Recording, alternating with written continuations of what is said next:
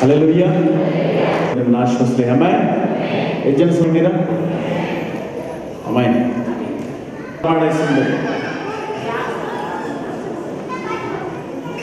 ನನ್ನ ತೀರಾಯಿರು ಓ ಯೇಸುವೇ, ನಾನು ನಿನ್ನನ್ನು ಬಿಟ್ಟು ಬಾಳಲಾರೆನು. ನನ್ನ ತೀರಾಯಿರು ಓ ಯೇಸುವೇ, ನಾನು ನಿನ್ನನ್ನು ಬಿಟ್ಟು ಬಾಳಲಾರೆನು. ಕೈ ಮೇಲಿಡೋಣ.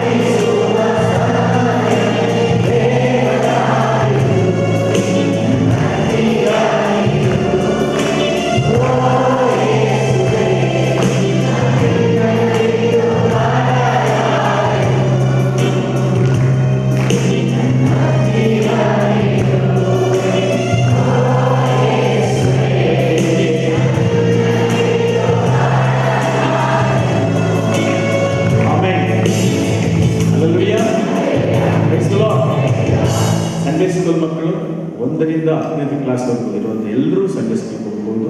ಸಂಡೇ ಸ್ಕೂಲಲ್ಲಿ ನಿಮಗೆ ತುಂಬ ಪ್ರಯೋಜನಕರವಾಗಿರುತ್ತದೆ.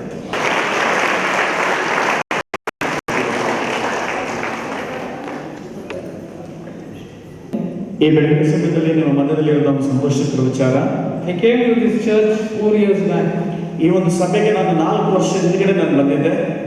And I came and preached in the previous building. ಇದಕ್ಕಿಂತ ಮುಂಚಿತವಾಗಿರುವಂತಹ ಹಳೆಯ ಬಿಲ್ಡಿಂಗ್ ಅಲ್ಲಿ ನಾನು ಮಾತಾಡಿದ್ದೆ. I am happy to see the new building and God is faithful. ಮತ್ತೆ ಇಲ್ಲಿ ಹೊಸ ಒಂದು ಬಿಲ್ಡಿಂಗ್ ನೋಡಿದ್ರೆ ತುಂಬಾ ಸುಂದರವಾಗಿದೆ. Hallelujah. So today I am going to share a very simple message.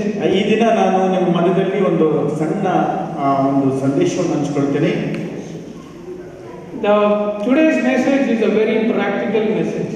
ಈ ದಿನ ಕೊಡುವಂತ ಸಂದೇಶ ಅದು ನಮ್ಮ ಜೀವಿತಕ್ಕೆ ಬೇಕಾಗಿರುವಂತ ಸಂದೇಶವಾಗಿದೆ. You know, the Bible has so many truths in the Word of God. ದೇವರ ವಾಕ್ಯದಲ್ಲಿ ಅನೇಕ ಸತ್ಯಗಳು ಇದ್ದಾವೆ. And each truth, when we apply the truth in our life, we will see the fruit or the result of the Word of God being applied in our life. ದೇವರ ವಾಕ್ಯಗಳು ನಮ್ಮ ಇದ್ದಾವೆ. ಅದನ್ನು ನಮ್ಮ ಜೀವಿತದಲ್ಲಿ ಅಪ್ಲೈ ಮಾಡಿಕೊಂಡ್ರೆ ಅಥವಾ ಅದು ಅನುಸರಿಸಿಕೊಂಡ್ರೆ ನಮ್ಮ ಜೀವಿತದ ಅನೇಕ ಫಲಗಳನ್ನು ಉಂಟಾಗುತ್ತವೆ. Hallelujah. Jesus said, those who hear the word and obey the word will be blessed. ದೇವರ ಯೇಸು ಹೇಳಿದ್ರು, ದೇವರ ವಾಕ್ಯನ ಕೇಳಿಸಿಕೊಳ್ಳ್ರಿ ಮತ್ತು ಅದಕ್ಕೆ ಧನ್ಯರು ಅಂತ. Hallelujah. So today I am going to give you one truth from the scripture. If you apply it in your life, you will see the blessing. ನಾನು ಸತ್ಯವೇದದಿಂದ ಒಂದು ಸತ್ಯವಾಕ್ಯವನ್ನ ನಿಮಗೆ ತಿಳಿಸ್ಕೊಡ್ತೀನಿ. ಅದು ನಿಮ್ಮ ಜೀವನದಲ್ಲಿ ಅಳವಡಿಸಿಕೊಂಡ್ರೆ ಅದು ತುಂಬಾ ಆಶೀರ್ವಾದಕರವಾಗಿರುತ್ತದೆ. Amen. How many of you are students here? ಎಷ್ಟು ಜನ ವಿದ್ಯಾರ್ಥಿಗಳಿದ್ದೀರಲ್ಲಿ? Oh, there are a lot of students here. ಅನೇಕ ವಿದ್ಯಾರ್ಥಿಗಳಿದ್ದೀರಲ್ಲಿ. This message is for everybody. ಈ ಒಂದು ಸಂದೇಶ ಎಲ್ಲರಿಗಾಗಿಯೂ, but especially the students will be benefited. ಆದರೆ ಮುಖ್ಯವಾಗಿ ವಿದ್ಯಾಭ್ಯಾಸ ಮಾಡುವಂತವರಿಗೆ ಇದು ಪ್ರಯೋಜನಕರವಾಗಿರುತ್ತದೆ. Turn with me to the book of Matthew chapter 25. ಮತ್ತಾಯ ಸುವಾರ್ತೆ 25ನೇ ಕಡೆ ನಾವು ತೆಗೆಯೋಣ. Can somebody read from verse 14 to verse 29? 14, 1, 4 to 30. 14ರಿಂದ 20 30ವರೆಗೂ 14 Yeah. 14ನೇ ವಾಕ್ಯದಿಂದ 25ನೇ ಅಧ್ಯಾಯ ಮತ್ತಾಯ ಸುವಾರ್ತೆ 14ರಿಂದ 30 ವಾಕ್ಯದವರೆಗೂ.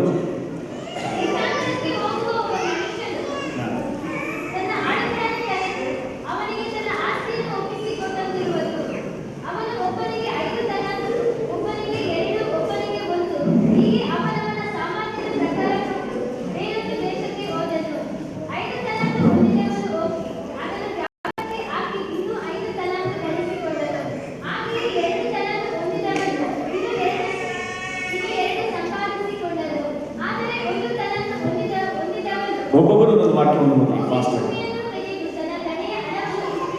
ಒಬ್ಬೊಬ್ಬರು ಒಂದೊಂದು ವಾಕ್ಯವನ್ನು.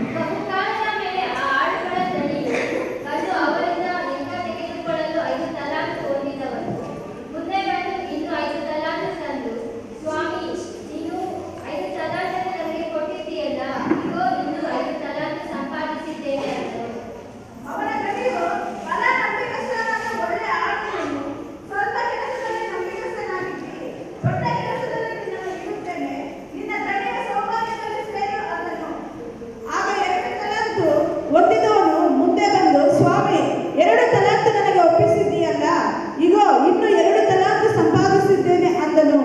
ಅವನ ದಣಿಯು ಅವನಿಗೆ, ಬಲ ನಂಬಿಗಸ್ತನಾದ ಒಳ್ಳೆ ಆಳು, ನೀನು ಸ್ವಲ್ಪ ಕೆಲಸದಲ್ಲಿ ನಂಬಿಗಸ್ತನಾಗಿದ್ದಿ, ದೊಡ್ಡ ಕೆಲಸದಲ್ಲಿ ನಿನ್ನನ್ನು ಇಡುತ್ತೇನೆ, ನಿನ್ನ ದಣಿಯ ಸೌಭಾಗ್ಯದಲ್ಲಿ ಸೇರು ಎಂದು ಹೇಳಿದನು. ತರುವಾಯ ಒಂದೇ ತಲಾಂತು ಹೊಂದಿದವನು ಸಹ ಮುಂದೆ ಬಂದು, ಸ್ವಾಮಿ, ನೀನು ಕಠಿಣ ಮನುಷ್ಯನು, ನೀನು ಬಿದ್ದಿರುವಲ್ಲಿ ಕೊಯ್ಯುವವನು, ನೀನು ತೂರದಿರುವಲ್ಲಿ ರಾಶಿ ಮಾಡಿಕೊಳ್ಳುವವನು ಎಂದು ತಿಳಿದು ಎದರಿಕೊಂಡು ಹೋಗಿ ನಿನ್ನ ತಲಾಂತನ್ನು ಭೂಮಿಯಲ್ಲಿ ಬಚ್ಚಿಟ್ಟೆನು. ಇಗೋ ನಿನ್ನದು ನಿನಗೆ ಸಂದಿದೆ ಅಂದನು. ಆಗ ಅವನ ದಣಿಯು ಅವನಿಗೆ, ಮೈಗಳ್ಳನಾದ ಕೆಟ್ಟ ಆಳು ನೀನು, ನಾನು ಬಿತ್ತಿದಿರುವಲ್ಲಿ ಕೊಯ್ಯುವವನು, ತೂರದಿರುವಲ್ಲಿ ರಾಶಿ ಮಾಡಿಕೊಳ್ಳುವವನು ಎಂದು ತಿಳಿದೀಯಾ? ಹಾಗಾದರೆ ನೀನು ನನ್ನ ಹಣವನ್ನು ಸಾಹುಕಾರರಲ್ಲಿ ಬಡ್ಡಿಗೆ ಹಾಕಬೇಕಾಗಿತ್ತು, ನಾನು ಬಂದು ನನ್ನದನ್ನು ಬಡ್ಡಿ ಸಹಿತ ಪಡೆದುಕೊಳ್ಳುತ್ತಿದ್ದೆನು ಎಂದು ಹೇಳಿ ತನ್ನ ಸೇವಕರಿಗೆ, ಅವನಿಂದ ಆ ತಲಾಂತು ತೆಗೆದು 10 ತಲಾಂತು ಇದ್ದವನಿಗೆ ಕೊಡಿರಿ, ಇದ್ದವರಿಗೆಲ್ಲ ಕೊಡಲ್ಪಡುವುದು, ಅವರಿಗೆ ಮತ್ತೂ ಹೆಚ್ಚಾಗುವುದು, ಇಲ್ಲದವನ ಕಡೆಯಿಂದ ಇದ್ದದನ್ನು ತೆಗೆಯಲ್ಪಡುವುದು. ಮತ್ತು ಕೆಲಸಕ್ಕೆ ಬಾರದ ಈ ಆಳನ್ನು ಹೊರಗೆ ಕತ್ತಲೆಗೆ ಹಾಕಿಬಿಡಿರಿ ಎಂದು ಹೇಳಿದನು.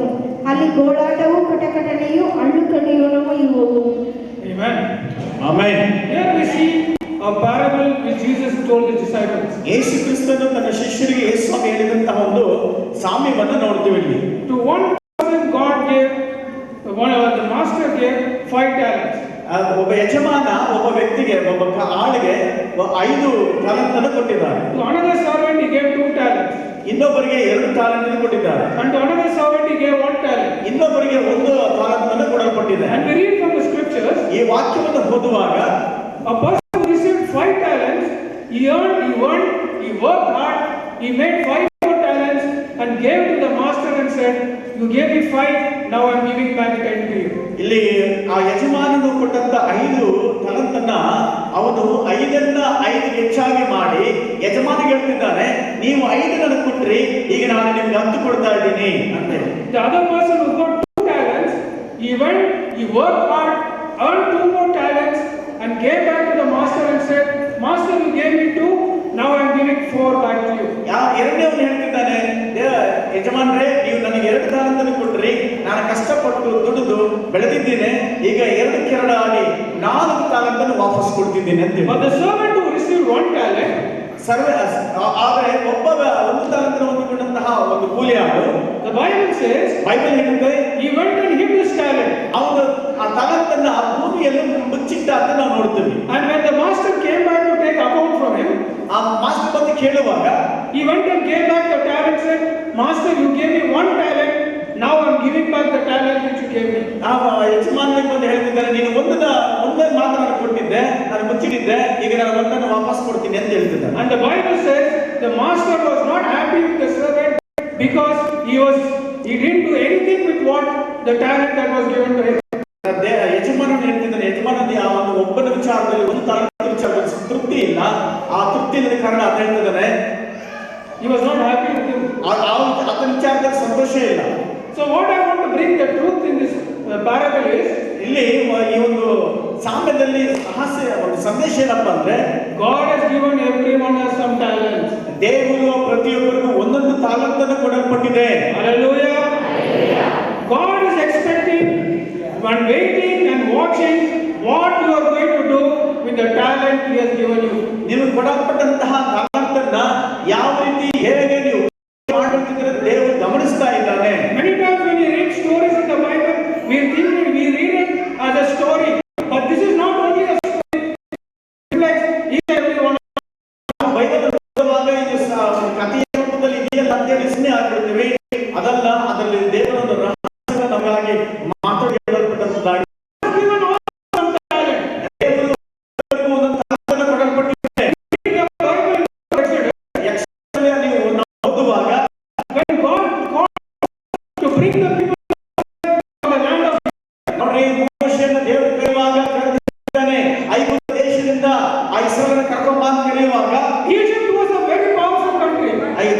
ಈಜಿಪ್ಟ್ ದೇಶ ತುಂಬಾ ದೊಡ್ಡ ದೇಶವಾಗಿತ್ತು.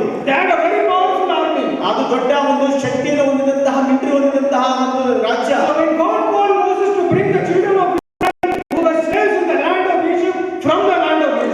ನಾವು ಮೋಶೆಯು ಅಲ್ಲಿರುವ ಇಸ್ರಾಯೇಲನ್ನ ಅಲ್ಲಿಂದ ಕರ್ಕೊಂಡು ಬರಬೇಕಾದ್ರೆ Moses must have thought God is going to give him a big army to go defeat the Egyptians and bring the children of Israel out of Egypt. ಒಂದು ವೇಳೆ ಮೋಶೆ ಏನಿದೆ ತಿಳ್ಕೊಂಡು ದೇವರು ದೊಡ್ಡ ಸೈನ್ಯವನ್ನು ಕೊಡ್ತಾನೆ, ಹೋಗಿ ಈಜಿಪ್ಟನ್ನು ಹೊಡೆದು ಆ ಜಯ ಹೊಂದಿದ ಆ ಜನರನ್ನು ಬಿಡಿಸ್ಕೊಂಡು ಬರಬೇಕು ಅಂದ್ಕೊಂಡಿದ್ದ. So when Moses asked God, Lord, how shall I go and bring the children of Israel out of Egypt? ಮೋಶೆ ಕೇಳ್ತಿದ್ದ, ನಾನು ಯಾವ ರೀತಿ ನಾನು ಈ ಜನರನ್ನು ಬಿಡಿಸ್ಕೊಂಡು ಬರಲಿ ಅಂತ ಕೇಳ್ತಿದ್ದಾನೆ. You know what God told Moses? ಮೋಶೆಗೆ ದೇವರು ಏನು ಹೇಳಿದ್ರು ಗೊತ್ತಾ? He said, what is in your hand?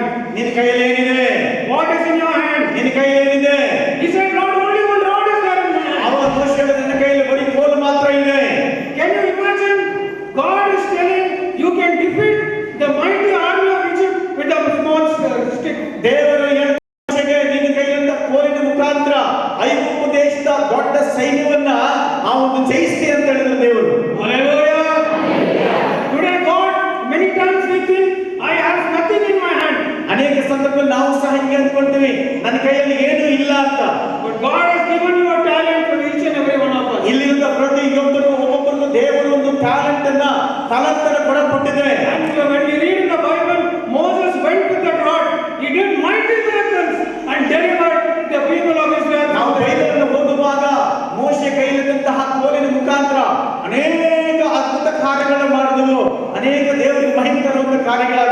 Hallelujah. Even we read another story in the Bible. ಮತ್ತೊಂದು ರೀತಿಯಂತ ಒಂದು ಆ ಕಥೆಯನ್ನು ಓದುವಾಗ During the time of Saul, ಸೌಲನ ಸಮಯದಲ್ಲಿ a mighty Philistine called Goliath came against the children of Israel. ಅಲ್ಲಿ ಗೋಲಿಯತ್ ಎಂಬ ಒಬ್ಬ ಮನುಷ್ಯನಿದ್ದ, ಆತ ಇಸ್ರಾಯೇಲ್ ವಿರುದ್ಧವಾಗಿ ಮಾತಾಡ್ತಿದ್ದನ್ನು ನಾವು ನೀವು ಓದಿದ್ದೀವಿ. And the mighty Goliath challenges the children of Israel. He is a mighty giant. Can you stand one man to fight with me? ಅಲ್ಲಿ ಪ್ರತಿ ದಿವಸ ಇಸ್ರಾಯೇಲ್ ಶಾಪ ಹಾಕ್ತಾ, ಯಾರಾದರೂ ನನ್ನನ್ನು ಗೆಲ್ಲುವರಿದ್ರೆ ಬನ್ನಿ ಅಂತೇಳಿ ಅವನು ಶಾಪ ಹಾಕ್ತಾ ಹೀಯಾಳಿಸ್ತಾ ಇಸ್ರಾಯೇಲನ್ನ ಕರೀತಿದ್ದನ್ನು ನಾವು And we ನೋಡ್ತೇವೆ. read from the scripture, when the people saw the mighty giant, they all were scared. ಆ ಒಂದು ವಾಕ್ಯ ನೋಡ್ತೇವೆ, ಆ ದೊಡ್ಡ ಮನುಷ್ಯ ಎತ್ತರವಾದಂತಹ ಬಲಿಶಾಲಿಯಂತಹ ಗುಣದ ನೋಡಿ ಜನ ಭಯಗೊಂಡು ಓಡ್ತಾ ಇದ್ದು ನೋಡ್ತೇವೆ. Even Saul was afraid of the mighty giant. ಅಷ್ಟು ಮಾತ್ರವಲ್ಲ, ಆತನ ಮಾತು ಆತನ ಶರೀರ ನೋಡಿ ಸೌಲನು ಕೂಡ ಭಯ ಬಿದ್ದಿದ್ದ. The whole army of Israel was afraid of Goliath. Israel ಎಲ್ಲಾ ಸೈನ್ಯದವರೇ ಭಯ ಬಿದ್ದಿದ್ರು. But there was one small boy called David, and he said, I will go and fight the ಆದರೆ giant. ಯವನಸ್ಥನಾದಂತಹ ದಾವೀದನು ಅವನು ಹೇಳ್ತಿದ್ದಾನೆ, ನಾನು ಹೋಗಿ ಇವನನ್ನ ಗೆದ್ದು ಬರ್ತೀನಿ ಅಂತ ಹೇಳ್ತಿದ್ದಾನೆ. Hallelujah. And we read from the Bible, so David didn't take a mighty sword. He took few small stones and he defeated the mighty giant. ದಾವೀದನು ಏನ್ ಮಾಡ್ದ, ಅದನ್ನ ಏನು ತೆಗೆದುಕೊಂಡು ಹೋಗಿಲ್ಲ, ಹೋಗುವಾಗ ಅವನ ಕೈಯಲ್ಲಿ 5 ಕಲ್ಲುಗಳನ್ನು ತೆಗೆದುಕೊಂಡು ಹೋದ. Hallelujah. In the hand of Moses, there was one talent, that was the rod which he had in his hand. ಮೋಶೆ ಕೈಯಲ್ಲಿ ಒಂದು ರಾಡಿತ್ತು, ಆ ರಾಡ್ ಯಾವ್ದಂದ್ರೆ ಆ ಕೋಲು, ಅವನು ಕೋಲಿತ್ತು ಆತನ ಕೈಯಲ್ಲಿ, ಅದರ ಮುಖಾಂತರ ಕಾರ್ಯಗಳಾಯಿತು. David had 5 talents in his hand, which were the 5 small stones in his hand. ಅದೇ ರೀತಿಯಾಗಿ ದಾವೀದನ ಕೈಯಲ್ಲಿ 5 ಕಲ್ಲುಗಳನ್ನು ಇಟ್ಕೊಂಡು ಯುದ್ಧ ಸಾಧನಕ್ಕೆ ಹೋಗ್ತಾ ಇದ್ದಾನೆ. In the same way, God is telling to each and every one of you, ಇಲ್ಲಿಂದ ಒಬ್ಬೊಬ್ಬರಿಗಾಗಿ ದೇವರು ಹೇಳ್ತಿದ್ದಾನೆ, God has given you a talent for each and every one of you. ಇಲ್ಲಿಂದ ಪ್ರತಿಯೊಬ್ಬರಿಗೂ ಒಂದಲ್ಲ ಒಂದು ತಾಲಂತ್ ಇದೆ. God is expecting you to do something with what He has already given you. ಏನ್ ನೀನು ಕೊಡಲ್ಪಟ್ಟಿದೆಯಾ ಒಂದು ವರ, ಅದು ದೇವರಿಗಾಗಿ ಮಹಿಮೆಗಾಗಿ ಉಪಯೋಗ ಮಾಡಲ್ಪಡಬೇಕು. Many times we are expecting God to do some big miracle, ನಾವು ಅನೇಕ ಸಾರಿ ಹೇಳ್ತೀವಿ, ದೇವರು ಅದ್ಭುತ ಮಾಡಬೇಕು ನಮಗೆ ಸಪರೇಟ್ ಆಗಿ ಅಂತೇಳಿ. but many times the miracle is in your own hands. ಆದರೆ ದೇವರ ಅದ್ಭುತವು ನಿನ್ನ ಕೈಯಲ್ಲೇ ದೇವರು ಮಾಡುವಂತನಾಗಿದ್ದಾನೆ. Hallelujah. Hallelujah. When you use what God has given to you, ಅದನ್ನ ಯೂಸ್ ಮಾಡ್ಬೇಕಂತ ದೇವರು ಕೊಟ್ಟು, when what God has given to you, when you begin to use that, ನೀವು ಅದನ್ನ ಮಾಡಿದ್ದಾದ್ರೆ ಆದ್ರೆ then you will see miracles in your life. ನಿಮ್ಮ ಜೀವಿತದಲ್ಲಿ ಅದ್ಭುತಗಳನ್ನು ಕಾಣುವಂತರಾಗಿರ್ತೀರಾ. Hallelujah. Don't be negligent with what God has given you. ದೇವರು ನಿನಗೆ ಏನು ಕೊಟ್ಟಿದ್ದಾನೋ ಅದನ್ನ ತಿರಸ್ಕಾರ ಮಾಡೋದನ್ನಾಗ್ಲಿ ನೋಡಬೇಡ್ರಿ. If you are a student in the college, if you are a student, ನೀವು ಕಾಲೇಜಿನ ಒಂದು ವಿದ್ಯಾರ್ಥಿ ಆಗಿದ್ರೆ God has given you the education in your hands. ಆ ಒಂದು ವಿದ್ಯಾಭ್ಯಾಸ ಮಾಡೋದಕ್ಕೆ ದೇವರು ನಿನಗೆ ಕೊಟ್ಟಿದ್ದಾನೆ. Many people make a mistake when they are young. ಅನೇಕ ಜನ ತಪ್ಪುಗಳು ಮಾಡ್ತಿದ್ದಾರೆ. They want God to bring them something big, but they neglect what God has given in their hands. ಆ ಒಂದು ಬೇರೆ ವಿದ್ಯಾಭ್ಯಾಸವನ್ನು ಮಾಡ್ತಾರೆ, ದೇವರ ವಾಕ್ಯವನ್ನು ಅವರು ತಿರಸ್ಕಾರ ಮಾಡೋದನ್ನ ನಾವು ನೋಡ್ತೇವೆ. So when God has given you good education, ದೇವರು ಒಂದು ಒಳ್ಳೆ ವಿದ್ಯಾಭ್ಯಾಸ ಕೊಟ್ಟಿದ್ದಾನೆ. in fact your school or college which God has put in you is a talent which God has given you. ನಿಮಗೆ ಒಂದು ಕಾಲೇಜಲ್ಲಿ ಓದೋದಕ್ಕೆ ಒಂದು ಒಳ್ಳೆ ಟ್ಯಾಲೆಂಟ್ ಅನ್ನು ಕೊಡುವಾಗ ಅದನ್ನು ಉಪಯೋಗ ಮಾಡ್ಕೋಬೇಕು. Instead of studying, if you are not doing what God wants you to do, you will miss the blessing God has in your future. ನೀವು ಕೊಟ್ಟಿದ್ದನ್ನು ಉಪಯೋಗ ಮಾಡಿಕೊಂಡಿಲ್ಲ ಅಂದ್ರೆ ಮುಂದಿನ ಭವಿಷ್ಯಗಳಲ್ಲಿ ಅದು ನೀವು ತಪ್ಪಿ ಹೋಗುವಂತರಾಗಿರ್ತೀರಾ. If you have a job, God has given you the job, it is a talent. God expects you to work hard in the job He has given you. ಒಂದು ವೇಳೆ ನಿನಗೆ ಕೆಲಸವನ್ನು ಕೊಟ್ಟಿದ್ರೆ ಆ ಕೆಲಸದಲ್ಲಿ ಕಷ್ಟಪಟ್ಟು ದುಡಿದು ಮೇಲೆ ಬರಬೇಕಂತ ದೇವರು ಕೊಟ್ಟಿದ್ದಾನೆ. God has given you every one of us some talents. ಇಲ್ಲಿಂದ ಒಬ್ಬೊಬ್ಬರಿಗೂ ಒಂದೊಂದು ಟ್ಯಾಲೆಂಟ್ ಅನ್ನು ಕೊಡಲ್ಪಟ್ಟಿದೆ. And God wants to use you. God wants you to use what is already given to you. ದೇವರು ನಿನಗೆ ಏನು ಕೊಟ್ಟಿದ್ದಾನೋ ಅದರ ಮುಖಾಂತರ ದೇವರು ನಿನ್ನನ್ನು ಉಪಯೋಗ ಮಾಡ್ಕೋಬೇಕು ಅಂತ Even ಇಷ್ಟಪಡ್ತಿದ್ದಾನೆ. when pastor wants to start a church, he must have started very small. ನಾವು ಮಾಸ್ಟರ್ ಸಹ ಚಿಕ್ಕದಾಗಿ ಸೇವೆಯನ್ನ ಪ್ರಾರಂಭ ಮಾಡಿದ ಸಭೆ ಚಿಕ್ಕದಾಗಿತ್ತು. And when he began to be faithful in what God has given to him, ಅದರಲ್ಲಿ ದೇವರಲ್ಲಿ ಕೊಟ್ಟಂತ ನಂಬಿಕೆಯಲ್ಲಿ ಹೆಚ್ಚಾಗಿರ್ಬೇಕಾದ್ರೆ then God will begin to do miracles. ಅನೇಕ ಅದ್ಭುತಗಳನ್ನ ಮಾಡ್ತಾ ಬಂದ್ರು. Hallelujah. Hallelujah. Be faithful in what God has given to you. ದೇವರು ಏನು ನಿಮಗೆ ಕೊಟ್ಟಿದ್ದಾನೆ ತಾಲಂತನ ಅದರಲ್ಲಿ ನಂಬಿಕೆಸ್ತನಾಗಿರಿ. I know one pastor in Bangalore. Bengaluru ನನಗೆ ಗೊತ್ತು ಒಬ್ಬ ಸೇವಕರು. He came from Hubli and he came from Davangere to Bangalore in search of a job.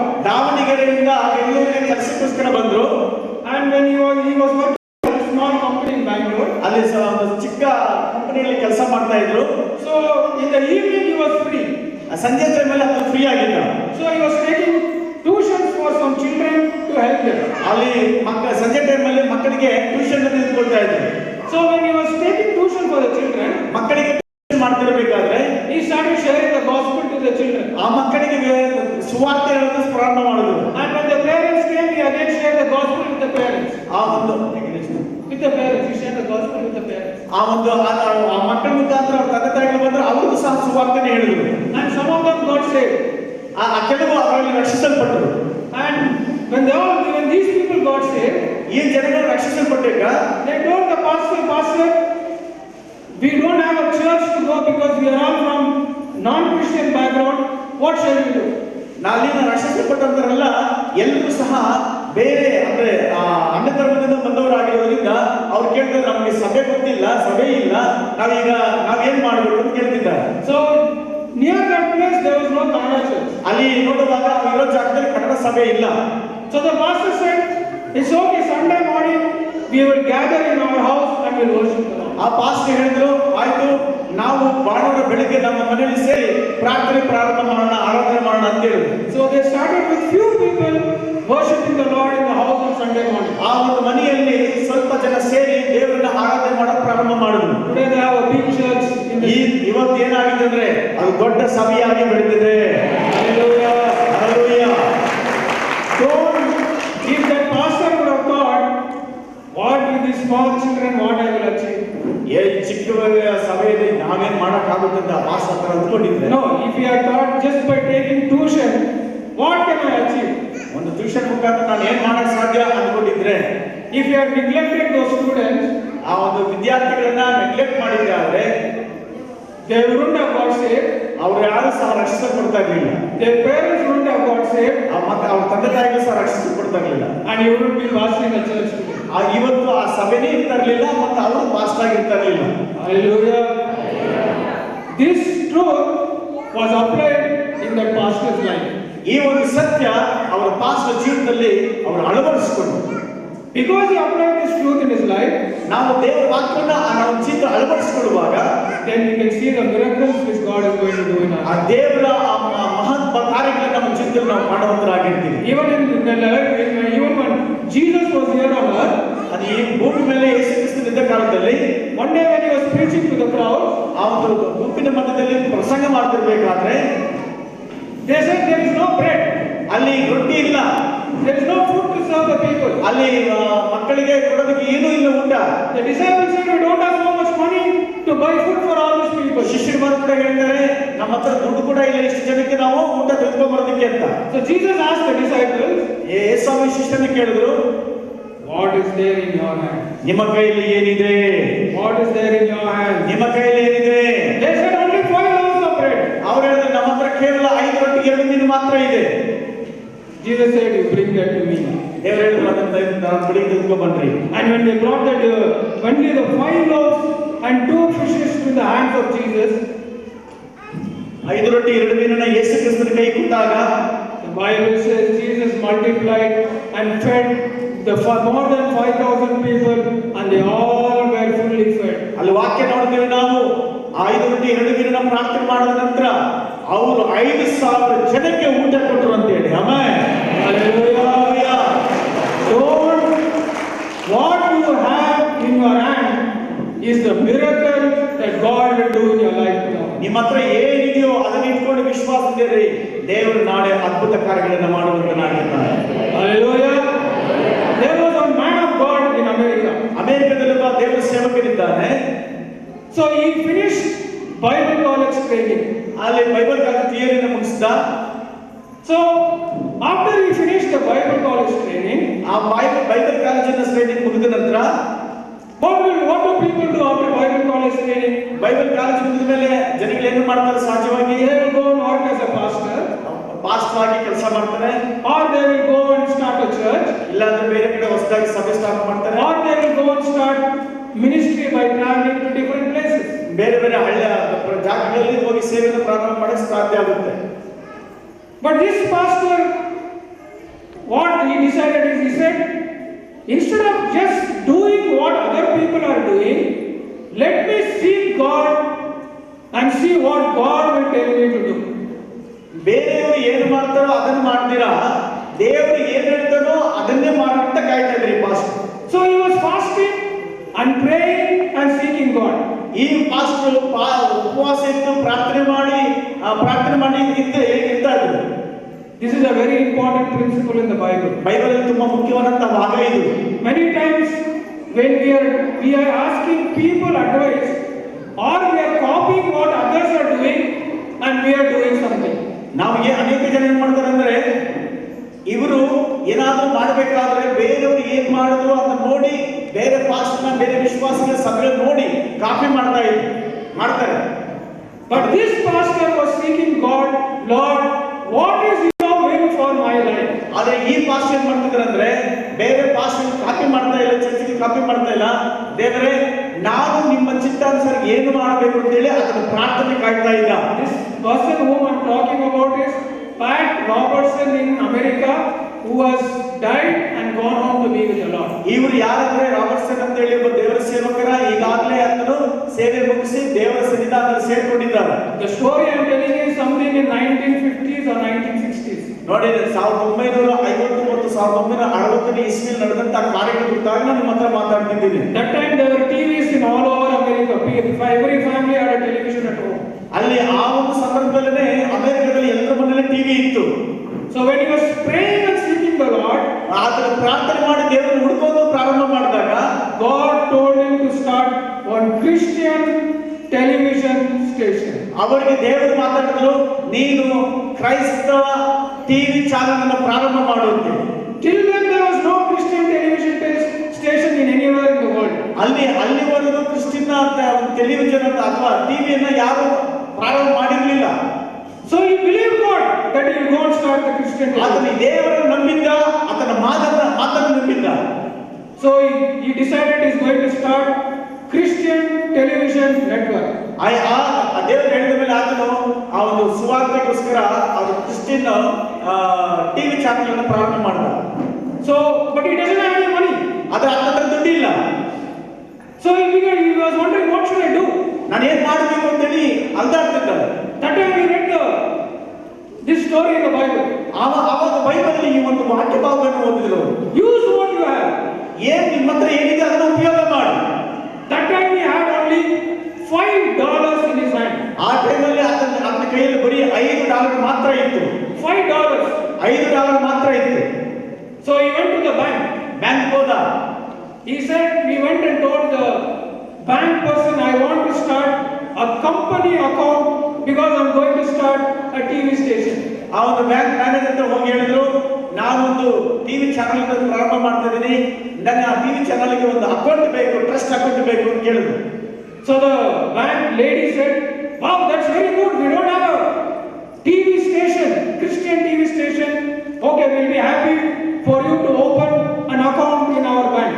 ಆ ಒಂದು ಮ್ಯಾನೇಜರ್ ಫ್ರೀ ಆಗಿದ್ರಿಂದ, ಲೇಡಿ ಆಗಿದ್ರಿಂದ ಅಯ್ಯಮ್ಮ ಹೇಳಿದ್ರು, ಒಳ್ಳೆ ವಿಚಾರ, ಇಲ್ಲಿವರೆಗೂ ಯಾರು ಕ್ರಿಶ್ಚಿಯನ್ ಟಿವಿ ಚಾನಲ್ ಓಪನ್ ಮಾಡಿರ್ಲಿಲ್ಲ, ನೀವು ಅದರ ಅಕೌಂಟ್ ಅನ್ನು ನಮ್ಮ ಬ್ಯಾಂಕ್ ಅಲ್ಲಿ ಮಾಡ್ರಿ, ಒಳ್ಳೆ ವಿಚಾರ ಅಂತ ಹೇಳಿ ಆ ತಾಯಿ ಹೇಳಿದ್ರು. So the woman said, okay, how much money do you have to open the account? ಆ ಸ್ತ್ರೀ ಪಾಸ್ಟರ್ ಕೇಳಿದ್ರು, ನಿನ್ನ ಹತ್ರ ಎಷ್ಟು ದುಡ್ಡಿದೆ ಈ ಒಂದು ಟಿವಿ ಚಾನಲ್ ಪ್ರಾರಂಭ ಮಾಡೋಕೆ ಅಂತ. So now the pastor was scared. ಈಗ ಪಾಸ್ಟರ್ ಮಾತಿಗೆ ಭಯ ಬೀಳ್ತಾರೆ. Because that lady thought he's going to give lot of money and opening an account, because bank like people to put lot of money in their bank. ಇವ್ರು pastor ಕೊಟ್ಟರು, ಈ bank ಅಲ್ಲಿ ಏನೋ ಕೆಲಸ ಮಾಡೋದಕ್ಕೆ ಎಮ್ಮೆ ದುಡ್ಡು ಕೊಟ್ಟು ಬ್ಯಾಂಕ್ ಅಕೌಂಟ್ ಓಪನ್ ಮಾಡಿ ದುಡ್ಡು ಜಾಸ್ತಿ ಆಗ್ತಾರೆ ಅನ್ಕೊಂಡಿದ್ದೆ. But this man of God said, ಈ ದೇವರ ಸೇವಕರು ಹೇಳಿದ್ರು, I have $5 in my hand. ನನ್ನ ಹತ್ರ $5 ಇದೆ ಅಷ್ಟೇ. ಎಷ್ಟು ಅಂತ ಸೊ ಎಷ್ಟು? $5 ತರ. $5 ತರ. So the lady was shocked. ಆ ಲೇಡಿ ಅಂತ ಕೇಳುವಾಗ ತುಂಬಾ ಶಾಕ್, ಆಶ್ಚರ್ಯ ಪಟ್ಲು. Then that immediately the man of God told that lady, ಆ ದೇವ ಸೇವಕರು ಆ ಎಮ್ಮಗೆ ಹೇಳಿದ್ರು, Jesus who have multiplied the 5 loaves and the 2 fishes will multiply this money in the bank. Bible ಅನ್ನು ನೋಡ್ತೀನಿ, 5 ರೊಟ್ಟಿ 2 ಮೀನನ್ನ 5,000 ಕೊಟ್ಟಾಗ ದೊಡ್ಡದು ಮಾಡುವ ಹಾಗೆ ಈ $5 ಇಟ್ಟು ದೊಡ್ಡದಾಗಿ ದೇವರು ಮಾಡ್ತಾನೆ ನನ್ನ ಯೇಸು ಅಂತ. Hallelujah. But the lady has no faith. ಆ ಸ್ತ್ರೀಗೆ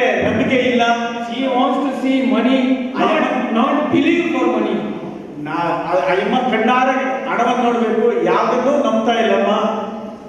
So she said, it's okay. I will allow you to open the bank account. ಆದ್ರೂ ಅಮ್ಮ ಹೇಳಿದ್ರು, ಆದ್ರೂ ನಾನು ಅಕೌಂಟ್ ಓಪನ್ ಮಾಡೋದಕ್ಕೆ ನಾನು ಅನುಮತಿ ಕೊಡ್ತೀನಿ ಅಂತ. So she opened the bank account. Bank account open ಮಾಡಿದ್ರು. And she gave a checkbook for her, because when you open account, the bank will give you a checkbook. Bank account open ಮಾಡಿದ್ರಿಂದ cheque book ಕೂಡ ಕೊಟ್ಟರು. And the woman told that man of God, ಆ ದೇವರ ಸೇವಕರಿಗೆ ಸ್ತ್ರೀ ಹೇಳಿದ್ರು, do you know what is the value of this checkbook? ಈ check ಬುಕ್ಕಿನ ಬೆಲೆ ಎಷ್ಟು ಗೊತ್ತಾ? $25. $25. So the money you have deposited is less than the value of the checkbook. ಆತ್ಮದಲ್ಲಿ ಹಣ ಡಿಪಾಸಿಟ್ ಮಾಡೋದು ಎಷ್ಟಂದ್ರೆ ಚೆಕ್ ಬುಕ್ಗೂ ಕೊಟ್ಟಲಾರದಂತಹ ಕಡಿಮೆ ಹಣ. To make a long story short, ನಾನು ದೊಡ್ಡ ಸ್ಟೋರಿನ ಚಿಕ್ಕದಾಗಿ ಹೇಳ್ತಿದ್ದೀನಿ. that man of God started the first Christian television network known as Christian Broadcasting Network, which is there even today, not only in America, all over the world the program is taken. ಆಗಿನ ಪ್ರಾರಂಭದಲ್ಲಿ ಯಾರು ಕ್ರೈಸ್ತ television TV ಒಂದು ಸಂಸ್ಥೆ ಯಾರು ಪ್ರಾರಂಭ ಮಾಡಿರಲಿಲ್ಲ. ಅವತ್ತು ಪ್ರಾರಂಭ ಮಾಡಿದ್ರು.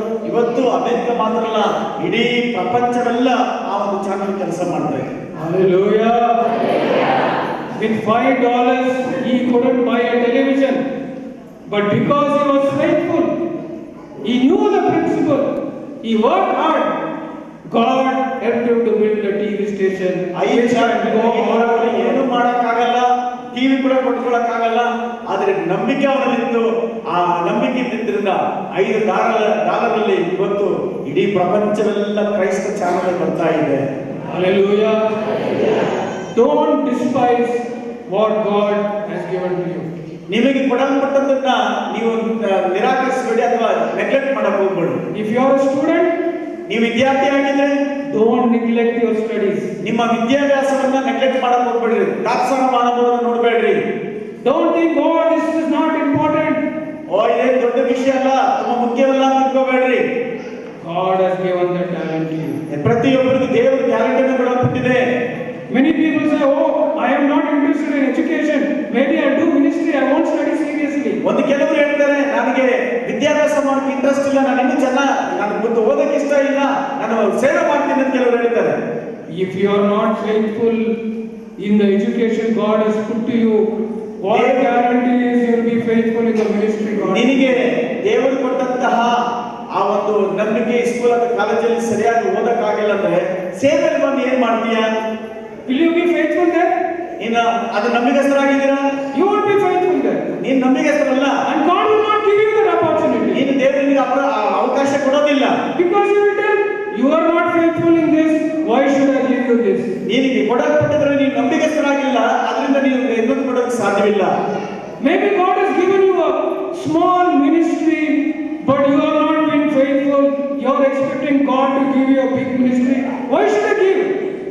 ಈಗ ಕೆಲವು ಸೇವೆ ಮಾಡ್ತಾ ಇದ್ದೀರಾ, ಒಂದು ಸಣ್ಣ ಮನೆಯಲ್ಲೂ ಸಣ್ಣ ಸೇವೆನ ಮಾಡ್ತಾ ಇರಬಹುದು, ಅದರಲ್ಲಿ ನೀವು ನಂಬಿಕೆಸ್ಥರಾಗಿದ್ರೆ ದೇವರು ದೊಡ್ಡ ಸೇವೆ ಕೊಡ್ತಾನೆ. ಆದ್ರೆ ನೀವು ಒಂದ್ ವೇಳೆ ನನಗೆ ಇದಕ್ಕಿಂತ ದೊಡ್ಡ ಸೇವೆ ಕೊಡಬೇಕು ಅಂತೇಳಿ ಇದು ಕೊಡ್ತಾ ಇದ್ರೆ ಅದು ಖಂಡಿತವಾಗ್ಲೂ ಆಗೋದೇ ಇಲ್ಲ. ನೀವು ಚಿಕ್ಕದ್ರಲ್ಲಿ ನಂಬಿಕೆಸ್ಥರಾಗಿರಬೇಕು. Hallelujah. Don't neglect the talent which God has given you. ನಿಮಗೆ ಕೊಡಲ್ಪಟ್ಟಂತ ಟ್ಯಾಲೆಂಟ್ ಅನ್ನ ನೆಗ್ಲೆಕ್ಟ್ ಮಾಡಬಾರದು.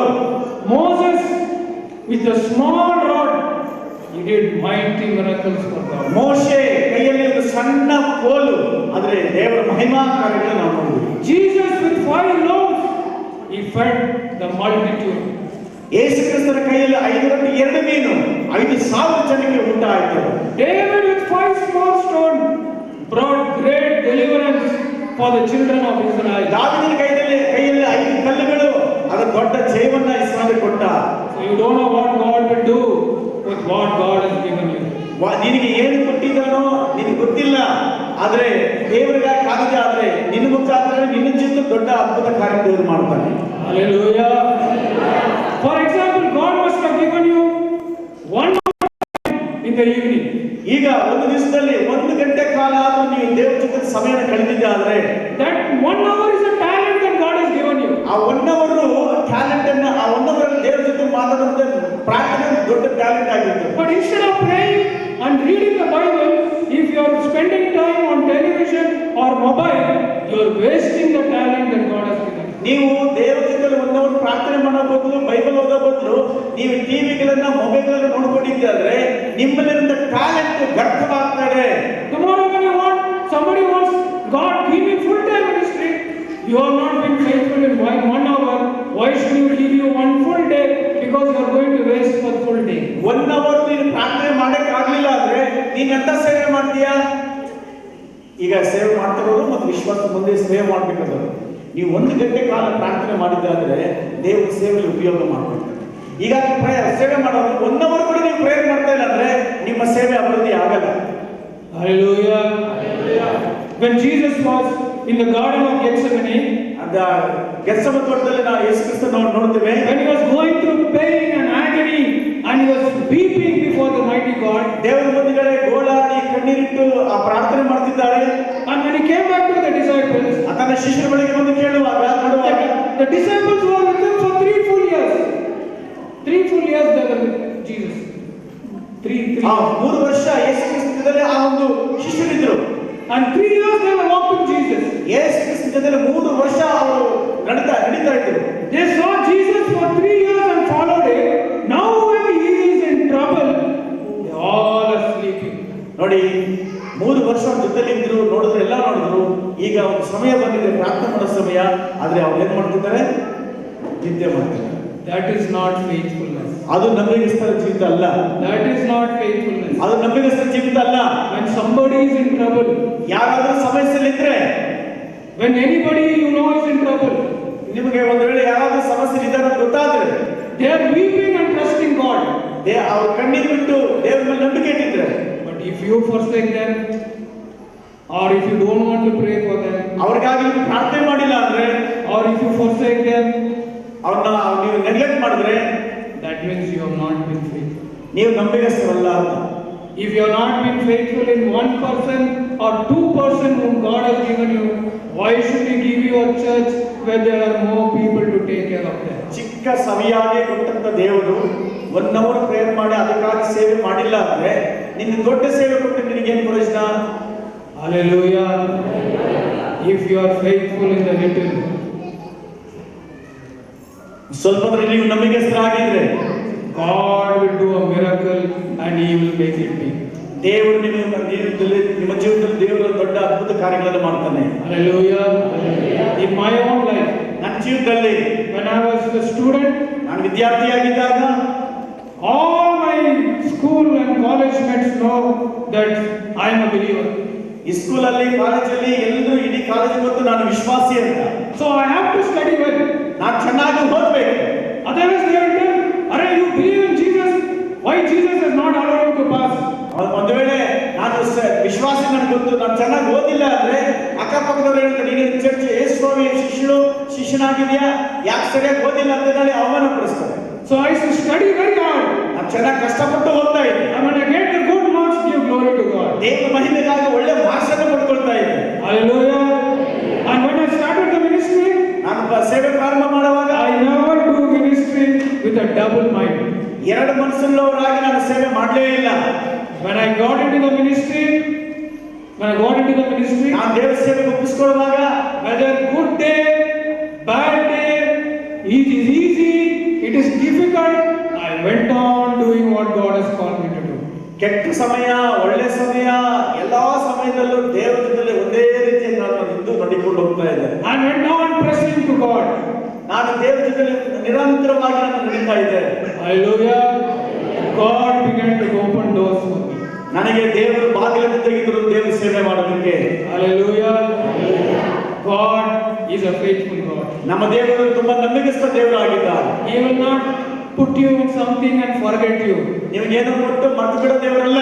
He will not put you in a college and do whatever you want and forget you. ಕಾಲೇಜಲ್ಲಿ ಹಾಕ್ಬಿಟ್ಟು ನಿಮಗೆ ಇಷ್ಟ ಬಂದು ಇರೋ ಅಂತ ಹೇಳಿ ಬಿಟ್ಬಿಡೋ ದೇವರಲ್ಲ. He will not put you in an office and do whatever you want and forget you. ಯಾವುದೋ ಒಂದು ಕೆಲಸಕ್ಕೆ ಆಫೀಸಲ್ಲಿ ಹಾಕಿ ನಿಮ್ಗೆ ಇಷ್ಟ ಬಂದು ಬದುಕೋದು ಬಿಟ್ಬಿಡೋ ದೇವರಲ್ಲ. He will not put you in a marriage and live however you want and forget you. ಏನೋ ಮದುವೆ ಮಾಡಿ ನಿಮ್ಗೆ ಇಷ್ಟ ಪ್ರಕಾರ ಜೀವಿಸ್ಕೊಂಡು ಬಿಟ್ಬಿಡೋ ದೇವರಲ್ಲ.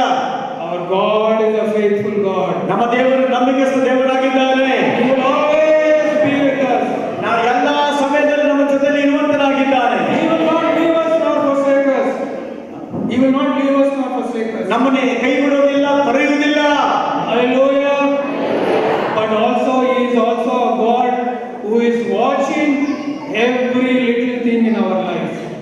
ನಮ್ಮ ಜೀವಿತದಲ್ಲಿ ನಡೆಯುವ ಪ್ರತಿಯೊಂದು ಸಣ್ಣ ವಿಚಾರಗಳು ಎಲ್ಲವೂ ಆತನಿಗೆ ಗೊತ್ತಿದೆ. He is seeing how you are using your time that God has given you. ನೀನು ಕೊಟ್ಟಂತ ಟೈಮ್ ಅನ್ನ ಸಮಯವನ್ನು ಹೆಂಗ್ ಉಪಯೋಗ ಮಾಡ್ಕೊಳ್ತಿದ್ದೆ ಅಂತ ದೇವರು ನೋಡ್ತಿದ್ದಾನೆ. He is seeing how you are handling every situation that comes in your life. ನಿಮ್ಮ ಜೀವಿತದಲ್ಲಿ ಬರುವಂತ ಸಮಸ್ಯೆಗಳನ್ನ ಹೆಂಗೆ ಪರಿಹಾರ ಮಾಡಲು ಸಿದ್ಧರಾಗಿ He ನೋಡುವುದರಾಗಿದ್ದಾನೆ. is seeing how you handle relationships that come in your life. ದೇವರ ಜೊತೆ ನಿಮ್ಮ ಸಂಬಂಧ ಇದ್ದಲ್ಲಿ ಇದ್ಕೊಂಡು ಹೆಂಗೆ ಆ ಒಂದು ಸಮಸ್ಯೆಯಲ್ಲಿ ನೀವು ಮುಂದೆ ಹೋಗ್ತಾ ಇದ್ದೀರ ಗೊತ್ತಾಗುತ್ತೆ. He is seeing how you handle your families, how you are handling in your life. ನಿಮ್ಮ ಕುಟುಂಬದಲ್ಲಿ ನೀವು ಹೆಂಗೆ ಆ ಕುಟುಂಬ ನಡೆಸಿಕೊಂಡು ಹೋಗ್ತೀರಿ ಗೊತ್ತಾಗುತ್ತೆ. Everything is a talent and gift from God. ಎಲ್ಲ ವರಗಳು ದೇವರಿಂದ ಕೊಡಲ್ಪಟ್ಟದ್ದಾಗಿದೆ. He is watching your life. ನಮ್ಮ ಜೀವಿತಗಳನ್ನು ಆತ ನೋಡ್ತಿದ್ದಾನೆ. But when He finds you faithful, ನಾವು ನಂಬಿಕಸ್ಥರಾಗಿದ್ದೀವಿ ಆದ್ರೆ He will promote us to the next level. ಇನ್ನೊಂದು ಲೆವೆಲ್ಗೆ ನಮ್ಮನ್ನು ದೇವರು ಕರ್ಕೊಂಡು ಹೋಗ್ತಾನೆ. Hallelujah. This is how God will enlarge you in your life. ನಮ್ಮ ಜೀವನದಲ್ಲಿ ದೊಡ್ಡ ಯೋಜನೆ ಆಗಿದೆ ದೇವರದು. Hallelujah. Did you learn something good morning? ಈ ಬೆಳಗಿನ ಸಮಯ ಏನಾದರೂ ಕಲ್ತ್ಕೊಂಡಿದ್ದೀರಾ? Yes or no? ಹೌದಾ ಇಲ್ವಾ? ಜರ ಹೇಳಿ. So apply this truth in your life. ಇದನ್ನ ನಮ್ಮ ಜೀವಿತದಲ್ಲಿ ಅಳವಡಿಸ್ಕೋಬೇಕು. Think about in your mind ನೀವು ಮನಸ್ಸಲ್ಲಿ ಯೋಚನೆ ಮಾಡಿ ನೋಡ್ರಿ. what God has given me. ದೇವರು ಏನೆಲ್ಲ ಕೊಟ್ಟಿದ್ದಾನೆ? What has He given me? ಏನೆಲ್ಲ ಕೊಟ್ಟಿದೆ? Don't tell. You know, one widow came to Elisha and said, "My husband is dead. My creditors have come to take my children away." Bible ನೋಡ್ತೀವಿ, ಹಳೆ ಒಡಂಬಡಿಕೆಯಲ್ಲಿ 2ನೇ ಅಧ್ಯಾಯದಲ್ಲಿ 4ನೇ ದಿನದಲ್ಲಿ ನೋಡ್ತೀವಿ, ಆ ಎಲಿಷನ ಹತ್ರ ಬಂದು ಒಬ್ಬ ಸೇವಕನ ಹಿಡಿದು ಬಂದು ಹೇಳ್ತಾರೆ, ನನ್ನ ಗಂಡ ತೀರೋಗ್ಬಿಟ್ಟ, ಆದರೆ ಸಾಲ ಮಾಡಿದ್ದ ಸಾಲಗಾರ ಬಂದು ನನ್ನ ಮನೆಯಲ್ಲಿ ಗಲಾಟೆ ಮಾಡ್ತಿದ್ದಾರೆ. So Elisha asked that widow, "What do you have in your house?" ಆವಾಗ ಪಾಸ್ಟರ್ ಎಲಿಷಾ ಹೇಳಿದ್ರು, ನಿಮ್ಮ ಮನೇಲಿ ಏನಿದೆಯಮ್ಮ? She said, "I don't have anything in my house ನನ್ನ ಮನೇಲಿ ಏನೂ ಇಲ್ಲ, because I am a widow. ನಾನು ವಿಧವೆಯಾಗಿದ್ದೀನಿ, Nothing is there in my house." ನನ್ನ ಮನೇಲಿ ಏನೂ ಇಲ್ಲ. Then finally she said, ಕೊನೆಗೆ ಹೇಳಿದ್ರು, "There is little oil in my house." ನನ್ನ ಮನೇಲಿ ಚೂರು ಎಣ್ಣೆ ಇದೆ. He said, "Don't worry. ಓ ಏನು ಭಯಪಡಬೇಡ, Go borrow vessels from every house." ಮನೇಲಿ ಸುತ್ತಮುತ್ತಲ ಮನೆಗಳಿಂದ ಎಲ್ಲಾ ಪಾತ್ರೆಗಳು ತೆಗೆದುಕೊಂಬ. She has no vessels in the house also. ಅವ್ರ ಮನೆಯಲ್ಲಿ ಪಾತ್ರೆ ಕೂಡ ಇಲ್ಲ, She is so poor. ತುಂಬಾ ಬಡವಳು. So Elisha said, "Go borrow vessels from everybody you know. ನಿಮ್ಮ ಬಂಧುಗಳಲ್ಲಿ ಅಕ್ಕಪಕ್ಕದಲ್ಲಿ ನಿಮ್ಮ ಪಾತ್ರೆಗಳು ತೆಗೆದುಕೊಂಬ, Bring them to your house. ನಿಮ್ಮ ಮನೆಗೆ ತೆಗೆದುಕೊಂಬ, Close the door. ಬಾಗಿಲು ಮುಚ್ಚು. You said you had nothing. You said you have nothing. ನೀನ್ ಹೇಳಿದ್ರೆ ಏನೂ ಇಲ್ಲ ಅಂತ, But you have little oil. ನಿನ್ನ ಹತ್ರ ಸ್ವಲ್ಪ ಎಣ್ಣೆ ಇದೆ. Take that oil and pour in the vessels." ಆ ಒಂದು ಎಣ್ಣೆಯನ್ನ ಎಲ್ಲಾ ಪಾತ್ರೆಗಳು ಒಂದು ಚೂರು ಚೂರೆ ಹಾಕು, ಡ್ರಾಪ್ ಹಾಕು. And the Bible says, Bible ಹೇಳುತ್ತೆ, when she did that, ಆ ರೀತಿ ಮಾಡಿದಾಗ all the vessels in the house was full of ಆ oil. ಮನೆಯಲ್ಲಿದ್ದಂತ ಎಲ್ಲಾ ಪಾತ್ರೆಗಳಲ್ಲಿ ಎಣ್ಣೆ ತುಂಬಿ ತುಳುಕ್ತಾ ಇತ್ತು. So she came and told Elisha, ಎಲಿಷಾ ಹತ್ರ ಬಂದು ಹೇಳಿದ್ರು, "Master, all the vessels are full of oil." ಎಲ್ಲಾ ಪಾತ್ರೆಗಳು ತುಂಬಾ ಇತ್ತು ಪಾಸ್ಟ್ರೇ. He said, "Go sell that oil and clear all your debts, and in the remaining, live the rest of your life." ಆಮೇಲೆ ಅವ್ರು ಹೇಳಿದ್ರು, ಪಾಸ್ಟರ್ ಹೇಳಿದ್ರು, ಆ ಎಣ್ಣೆನ ಮಾರಿ ನಿನ್ನ ಸಾಲವನ್ನು ತೀರಿಸ್ಕೊ, ಉಳಿದ ಹಣದಲ್ಲಿ ನಿನ್ನ ಜೀವಿತ ನಡೆಸ್ಕೊ. Hallelujah. She thought she has nothing, ಆಕೆ ಹೇಳಿದ್ರು, ನನ್ನ ಹತ್ರ ಏನಿಲ್ಲ, but she had a mighty miracle in her hands. ಆದ್ರೆ ಆಕೆ ಕೈಯಲ್ಲಿ ದೊಡ್ಡ ಮಹತ್ವ ಕಾರ್ಯಗಳು ದೇವರು In ಮಾಡಿದ್ರು. the same way, ಅದೇ ರೀತಿಯಾಗಿ don't think there is nothing in my hand. ನನ್ನ ಕೈಯಲ್ಲಿ ಏನಿಲ್ಲ ಅಂತ ತಿಳ್ಕೋಬೇಡ. God has kept a mighty miracle in your own hand. ನಿನ್ನ ಕೈಯಲ್ಲಿ ದೇವರು ದೊಡ್ಡ ಮಹಿಮಾ ಕಾರ್ಯಗಳು ದೇವರು ಮಾಡುವಂತನಾಗಿದ್ದ. Hallelujah. Hallelujah. Believe in the mighty God. ದೇವರನ್ನ ನಂಬ್ರಿ, ಆ ಮಹಿಮಾವುಳ್ಳ ದೇವರನ್ನ ನಂಬ್ರಿ. Be faithful with what He has given you. ಏನು ಕೊಡಲ್ಪಟ್ಟಿದೆ ಅದರ ನಂಬಿಕಸ್ಥರಾಗಿ. Many of you are holding the Bible in your hands. ಅನೇಕ ಜನ ಕೈಯಲ್ಲಿ ಬೈಬಲ್ ಇಟ್ಕೊಂಡಿದ್ದೀರಾ. You bring Bible to the church. ಚರ್ಚೆಗೆ ಬೈಬಲ್ ತೆಗೆದುಕೊಂಡು ಬಂದಿದ್ದೀರಾ. But how many of you really read the Bible at home? ಅದು ಎಷ್ಟು ಸಾಲ ದೇವರು ಬೈಬಲ್ ಅನ್ನು ನೀವು ಮನೆಯಲ್ಲಿ ಓದಿದ್ದೀರಾ? You should read the word of God every day. ಪ್ರತಿ ದಿವಸ ನೀವು ದೇವರ ವಾಕ್ಯವನ್ನು ಓದಬೇಕು. You should make time to study the Bible. ಆ ದೇವರ ವಾಕ್ಯವನ್ನು ಧ್ಯಾನಿಸಬೇಕು ಬೆಳಗ್ಗೆ. Every day you should read the Bible like you never read before. ಇದಕ್ಕಿಂತ ಮುಂಚೆ ನೀವು ಓದಿಲ್ಲ ಅಂದ್ರೆ ಇವತ್ತಿಂದ ಅದನ್ನು ಓದಲು ಪ್ರಾರಂಭ ಮಾಡಿ. You should read the Bible. The Bible should become the favorite book for your life. ನಿಮ್ಮ ಜೀವಿತದಲ್ಲಿ ಒಂದು ದೊಡ್ಡ ಆಸಕ್ತಿ ತುಂಬಾ ಪ್ರಿಯವಾದ ಬುಕ್ ಯಾವುದಂದ್ರೆ ಬೈಬಲ್ ಆಗಿರ್ತದೆ. ಈಗಿನ ನೀವು ಓದಲು ಪ್ರಾರಂಭ ಮಾಡಬೇಕು. The Bible has got so many truths which can change your life forever. Bible ಅಲ್ಲಿ ಅನೇಕ ಸತ್ಯಗಳಿದ್ದಾವೆ, ಅದು ನಮ್ಮ ಜೀವಿತಗಳನ್ನು ಬದಲಾಯಿಸುವಂತಾಗಿರ್ತದೆ. Many people are only thinking Jesus came so that we can go to heaven. ಯೇಸು ಬಂದ್ರು, ಯೇಸು ನಂಬ್ಕೊಂಡ್ರೆ ಪರಲೋಕ ಹೋಗ್ಬಿಡ್ತೀವಿ ಎಷ್ಟೇ ಅನ್ಕೊಂಡಿದ್ದಾರೆ. That yes, Jesus will take us to heaven, that is important. ಯೇಸು ಪರಲೋಕ ಕರ್ಕೊಂಡು okay, But he is also concerned about how you live your life right now. ಈಗ ನಿನ್ನ ಜೀವಿತ ಹೆಂಗಿದೆ ಕೂಡ ಅದು ಕೂಡ ಯೇಸು ಗಮನಿಸ್ತಾ ಇದ್ದಾರೆ. He wants you to have a good life here on this earth. ನಿನ್ನ ಈ ಭೂಮಿ ಮೇಲೆ ಒಳ್ಳೆ ಜೀವಿತ ಜೀವಿಸಬೇಕಂತ ದೇವರು ಇದನ್ನು ನೋಡ್ತಿದ್ದಾರೆ. Hallelujah. So for you, if you want to have good, prosperous life in your this earth, one of the key and secret is you must read the Bible every day. ಈ ಭೂಮಿ ಮೇಲೆ ಒಂದು ಐಶ್ವರ್ಯವಂತರಾಗಿ ಆರೋಗ್ಯವಂತರಾಗಿ ಇರಬೇಕಾದ್ರೆ ಅದರ ರಹಸ್ಯ ಏನಪ್ಪ ಅಂದ್ರೆ ಪ್ರತಿನಿತ್ಯ ಪ್ರಾರ್ಥನೆಯೊಂದಿಗೆ ದೇವರ ವಾಕ್ಯವನ್ನು ಓದೋದನ್ನು ಕಲಿತ್ಕೋಬೇಕು. Turn with me to the book of Joshua chapter 1. ಯೋಷುವ ಗ್ರಂಥದಲ್ಲಿ 1ನೇ ಅಧ್ಯಾಯದಲ್ಲಿ, And after this we can close. Joshua chapter 1 and verse 8. ಯೋಷುವ ಗ್ರಂಥ 1ನೇ ಅಧ್ಯಾಯ 8. ಈ ಧರ್ಮಶಾಸ್ತ್ರವು ಯಾವಾಗಲೂ ನಿನ್ನ ಬಾಯಲ್ಲಿರಲಿ, ಹಗಲಿರುಳು ಅದನ್ನು ಧ್ಯಾನಿಸುತ್ತಾ ಅದರಲ್ಲಿ ಬರೆದಿರುವುದನ್ನೆಲ್ಲ ಕೈಗೊಂಡು ನಡೆ, ಆಗ ನಿನ್ನ ಮಾರ್ಗದಲ್ಲೆಲ್ಲ ಸಫಲನಾಗುವಿ, ಕೃತಾರ್ಥನಾಗುವಿ. Amen. Amen. Here God is speaking to Joshua. ಇಲ್ಲಿ ಜೋಷುವ ಜೊತೆಯಲ್ಲಿ ದೇವರು ಮಾತಾಡ್ತಿದ್ದಾನೆ. God is giving one important secret truth to Joshua. ಜೋಷುವನ ಜೀವಿತದಲ್ಲಿ ಒಂದು ಮುಖ್ಯವಾದಂತಹ ಭಾಗವನ್ನ ಕೊಡ್ತಿದ್ದಾರೆ ದೇವರು. What God is telling to Joshua? ಜೋಷುವಗೆ ಏನಂತ ಹೇಳ್ತಿದ್ದಾರೆ? Joshua, meditate on the word of God. ದೇವರ ವಾಕ್ಯವನ್ನು ಧ್ಯಾನಿಸು. When you do that, ನೀನು ಹಗಲಿರುಳು ಧ್ಯಾನಿಸುವ ಮಾಡುವಾಗ when you do that, what will happen? ಏನಾಗುತ್ತೆ ಗೊತ್ತಾ? Can somebody read that again? What will happen? ಮತ್ತೊಂದು ಸತಿ ಆ ವಾಕ್ಯವನ್ನು ಓದ್ರಿ. ಯಾವಾಗಲೂ ನಿನ್ನ ಬಾಯಲ್ಲಿರಲಿ, ಹಗಲಿರುಳು ಅದನ್ನು ಧ್ಯಾನಿಸುತ್ತಾ ಅವಾಗ ಏನಾಗುತ್ತೆ? What happens then? ಕೈಗೊಂಡು ನಡೆ, ಸಫಲ ಸಕ್ಸಸ್ ಆಗ್ತೀಯ. What does it say? ಏನ್ ಹೇಳಲ್ಪಟ್ಟಿದೆ? Then you will become successful. Success ಆಗ್ತೀವಿ, ಯಶಸ್ವಿ ಆಗ್ತೀವಿ. Hallelujah. If you are a student in the school or college, ಒಂದು ವೇಳೆ ನೀವು ಸ್ಕೂಲ್ ಮತ್ತು ಕಾಲೇಜಲ್ಲಿ ವಿದ್ಯಾರ್ಥಿ ಆಗಿದ್ರೆ, you want to have success, ನೀವು ಸಕ್ಸಸ್ ಆಗ್ಬೇಕಾದ್ರೆ, you want to get good marks in your studies, ನೀವು ವಿದ್ಯಾಭ್ಯಾಸ ಒಳ್ಳೆ ಮಾರ್ಕ್ಸ್ ಪಡ್ಕೋಬೇಕಾದ್ರೆ give importance to reading the Bible. ಬೈಬಲ್ನ ಓದೋದನ್ನ ಅಭ್ಯಾಸ ಮಾಡ್ಕೊಳ್ರಿ. Hallelujah. Or if you are working in an office, ಒಂದು ವೇಳೆ ನೀವು ಆಫೀಸಲ್ಲಿ ಕೆಲಸ ಮಾಡ್ತಾ ಇದ್ರೆ and you want to be successful in your work, ನೀನು ವರ್ಕರ್ ಜಾಬ್ ಅಲ್ಲಿ ಸಕ್ಸಸ್ ಆಗ್ಬೇಕಾದ್ರೆ read your Bible. ಬೈಬಲ್ ವಾಕ್ಯವನ್ನು ಓದ್ರಿ. The word of God will make you a mighty success. ಆ ದೇವರ ವಾಕ್ಯ ನಮ್ಮನ್ನ ದೊಡ್ಡ ಮಹಿಮಾ ಕಾರ್ಯಗಳು ಮಾಡುವಾಗಿ ಮಾಡುತ್ತದೆ. It will make you a mighty success in life. ದೊಡ್ಡ ಯಶಸ್ವಿಯಾದಂತ ಕೆಲಸವನ್ನು ಮಾಡುತ್ತೆ. Hallelujah. Turn with me to Psalms chapter 19. 90ನೇ ಅಧ್ಯಾಯದ ಕೀರ್ತನೆಯಲ್ಲಿ, Psalms chapter 19.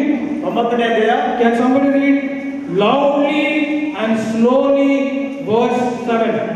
2ನೇ ವಾಕ್ಯವನ್ನು ಓದಿ. ನಿನ್ನ ಕೋಪದಿಂದ ಇಲ್ಲವಾದರೂ, No, Psalms 19 verse 7.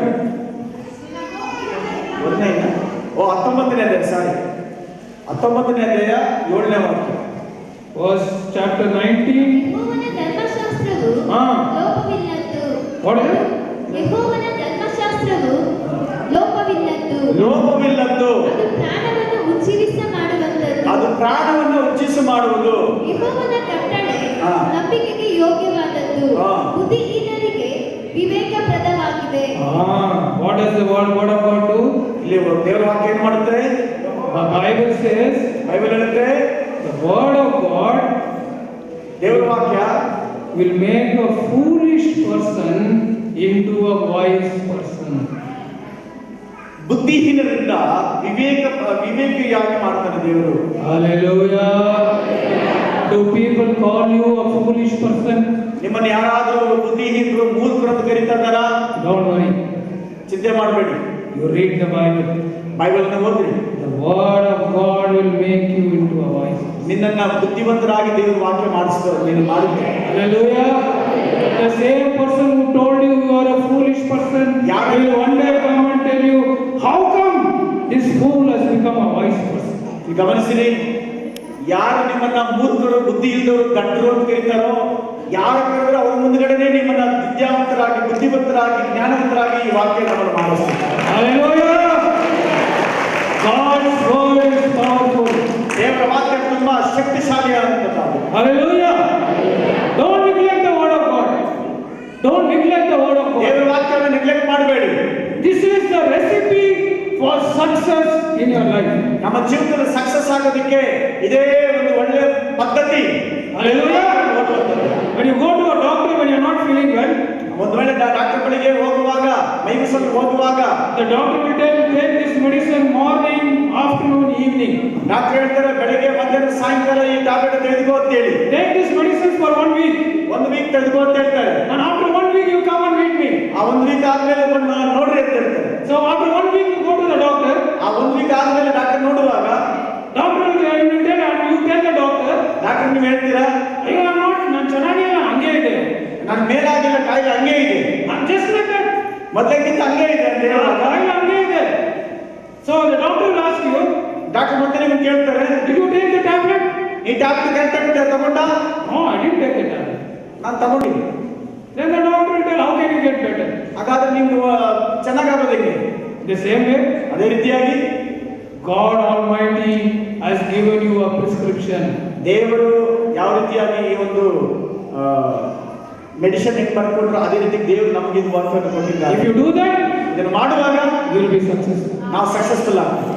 If you don't do this, ಇದು ಮಾಡಿಲ್ಲ ಅಂದ್ರೆ don't go and pray, Lord, why am I not successful? ದೇವರೇ ಯಾಕೆ ಸಕ್ಸಸ್ ಆಗಿಲ್ಲ ಅಂತ ಹೇಳಿ God will tell, ದೇವರು ಹೇಳ್ತಿದ್ದಾರೆ I told you how to be successful. ಯಾವ ರೀತಿ ಸಕ್ಸಸ್ ಆಗಬೇಕು ಅಂತ ಹೇಳ್ಕೊಟ್ಟಿದ್ದೀನಿ. You are not following that. ಅದು ನೀವು ಫಾಲೋ ಮಾಡಿಲ್ಲ ಅಂದ್ರೆ Just like a doctor gives you medicine, you are not taking, how will you get better? In the same way, when God gives you a particular truth and you don't follow, how will you be successful? Doctor ಹೇಳಿದ್ರಲ್ಲ ನೀವು 3 time tablet ತಗೋಬೇಕು ಅಂತೇಳಿ. Doctor ಹೇಳಿದ ಪ್ರಕಾರ ನೀವು 3 time tablet ತಗೊಂಡಿಲ್ಲ ಅಂದ್ರೆ ಕಾಯಿಲೆ ಹೆಂಗ್ ಮೇಲಾಗಲ್ವೋ ಅದೇ ರೀತಿಯಾಗಿ ದೇವರ ವಾಕ್ಯ ನಮ್ಮ ಜೊತೆ ಅಳವಡಿಸ್ಕೊಂಡಿಲ್ಲ ಅಂದ್ರೆ ನಾವು ಸಕ್ಸಸ್ ಆಗಲ್ಲ. Hallelujah. So, read the Bible every day. ಪ್ರತಿ ದಿವಸ ದೇವರ ವಾಕ್ಯವನ್ನು ಓದಿ, Pray every day. ಪ್ರತಿ ದಿವಸ ಪ್ರಾರ್ಥನೆ ಮಾಡಿ. God will give you a bright future. ನಮಗೆ ಒಂದು ಒಳ್ಳೆ ಭವಿಷ್ಯದ ಜೀವಿತವನ್ನು ಕೊಡುವಂತನಾಗಿ. Also, every responsibility God has given to you, be faithful in that. ಏನೆಲ್ಲ ಜವಾಬ್ದಾರಿ ಕೊಟ್ಟಿದ್ರೋ ಆ ಜವಾಬ್ದಾರಿ ಕೆಲಸಗಳಲ್ಲಿ ನಂಬಿಕಸ್ಥರಾಗಿರಬೇಕು. For example, ಉದಾಹರಣೆಗೆ in this whole church, one example, if pastor says, do this, do it diligently, not because pastor said, because God has given you that. ಈ ಸಭೆಯಲ್ಲಿ ನಿಮ್ಮ pastor ಏನಾದರೂ ಒಂದು ಕೆಲಸ ಹೇಳಿದ್ರೆ ಗುಣಗಾಡದೆ ಆ ಕೆಲಸವನ್ನು ಮಾಡ್ರಿ. ಪಾಸ್ಟರ್ ನೋಡ್ಲಿ ಅಂತಲ್ಲ, ಪರಲೋಕ ತಂದೆ ನೋಡ್ಲಿ ಅಂತ. God who sees you, ದೇವರು ನಿಮಗೆ ಅದನ್ನು ಕೊಡುವಂತನಾಗಿ. when He sees you faithful, ಆತನ ನಿಮ್ಮ ನಂಬಿಕೆ ನೋಡುವಾಗ He will give you a better opportunity. ನಿಮಗೆ ಒಂದು ಒಳ್ಳೆಯ ಭವಿಷ್ಯವನ್ನು ಕೊಡುವಂತನಾಗಿ. Hallelujah. Shall we pray? ಪ್ರಾರ್ಥನೆ. Lord, we thank you and we praise you. ಕರ್ತನೇ ನಿಮಗೆ ವಂದನೆಗಳು ಸ್ತೋತ್ರ ಮಾಡ್ತೀನಿ. Lord, I thank you for all the people who are here. ಕರ್ತನೇ ಇಲ್ಲಿರುವ ಪ್ರತಿಯೊಬ್ಬರಿಗಾಗಿ ನಾನು ಪ್ರಾರ್ಥನೆ ಮಾಡ್ತೀನಿ. Think what talent God has given. ಕರ್ತನೇ ದೇವರೇ ನೀವು ಏನೆಲ್ಲ ನೀವು No, I want the people to think what talent God has given. ಜನಗಳೇ ನೀವು ಯೋಚನೆ ಮಾಡಿ ನಿಮಗೆ ಏನೆಲ್ಲ ಟ್ಯಾಲೆಂಟ್ ಕೊಟ್ಟಿದ್ದಾರೋ ಅದನ್ನು ನೀವು ಜ್ಞಾಪಕ ಮಾಡಿಕೊಳ್ಳಿ. Think, ಯೋಚನೆ ಮಾಡಿ. Lord, ದೇವರೇ I want to be faithful. ನಾನು ನಂಬಿಗಸ್ತನಾಗಿರ್ಬೇಕು. I want to be faithful. ನಾನು ನಂಬಿಗಸ್ತನಾಗಿರ್ಬೇಕು. I don't know, there are some people God says He has given you eyes to see, vision to see. That itself is the talent that God has given. ಕೆಲವರಿಗೆ ದರ್ಶನಗಳು ಕನಸುಗಳು ಕೊಡ್ತಾರೆ, ಅಷ್ಟೇ ಸಾಕು ಅಂದ್ಕೊಂಡಿದ್ದಾರೆ. God is going to bless you. ದೇವರನ್ನ ಆಶೀರ್ವಾದ ಮಾಡಕ್ಕೆ ಇಷ್ಟಪಡ್ತಿದ್ದಾರೆ. He wants to. I just see that says some people God is giving skill in plantation. I don't know, some sort of plants. Maybe you sell plants or grow plants or feed, whatever it is, God is going to give that blessing to you. ನೀವು ಕೆಲವರಿಗೆ ಇಲ್ಲಿ ಅನೇಕ ಪ್ರಾಂತ್ಯಗಳಲ್ಲಿ ಆಶೀರ್ವಾದ ಮಾಡ್ತಿದ್ದಾರೆ ದೇವರು. God is going to give you the gifts. ಕೆಲವರಿಗೆ ಅನೇಕ ವರಗಳನ್ನು ಕೊಡುವಂತನಾಗಿದ್ದಾರೆ. Lord, I thank you and I praise you. ಕರ್ತನೇ ನಿನ್ನ ಸ್ತೋತ್ರ ಮಾಡ್ತೇನೆ, ಆಶೀರ್ವಾದ ಮಾಡ್ತೇನೆ. Lord, I pray that you will bless each and every one of God. ಇಲ್ಲಿಂದ ಪ್ರತಿಯೊಬ್ಬೊಬ್ಬರಿಗಾಗಿ ನಾನು ಪ್ರಾರ್ಥಿಸಿ ಆಶೀರ್ವಾದ ಮಾಡುತ್ತೇನೆ. Lord, I pray that you will give them good success in everything. ಇವರಲ್ಲಿ ಪ್ರತಿಯೊಂದರಲ್ಲಿ ಸಕ್ಸಸ್ ಅನ್ನು ಹೊಂದುವ ಹಾಗೆ ಸಹಾಯ ಮಾಡಿ. Lord, I pray that they will have peace and joy in their families of God. ಕರ್ತನೇ ಇವರಿಗೆ ಸಮಾಧಾನ ಸಂತೋಷವನ್ನು ಅನುಗ್ರಹ ಮಾಡಿ. We thank you, Lord, and we praise you. ಕರ್ತನೇ ಸ್ತೋತ್ರ ಮಾಡ್ತೀವಿ. ವಂದನೆ. Lord, everybody who needs healing, Lord, I pray that you will bring healing in their life in the name of Jesus. ಇಲ್ಲಿರುವಂತವರ ಯಾರೆಲ್ಲ ಅಪ್ಪ ಆರೋಗ್ಯ ಗುಣ ಆಗಬೇಕು ಅಂತ ಇಷ್ಟಪಡ್ತಾರೆ ಅವರೆಲ್ಲ ಗುಣ ಆಗಲಿ ಯೇಸುನಾಮ. Lord, anybody who are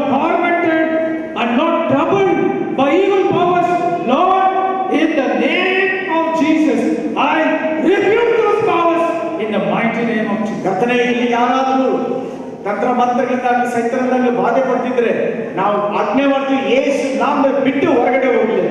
The author says there are some people who are troubled. I don't know whether it is neighbors or somebody else are troubling.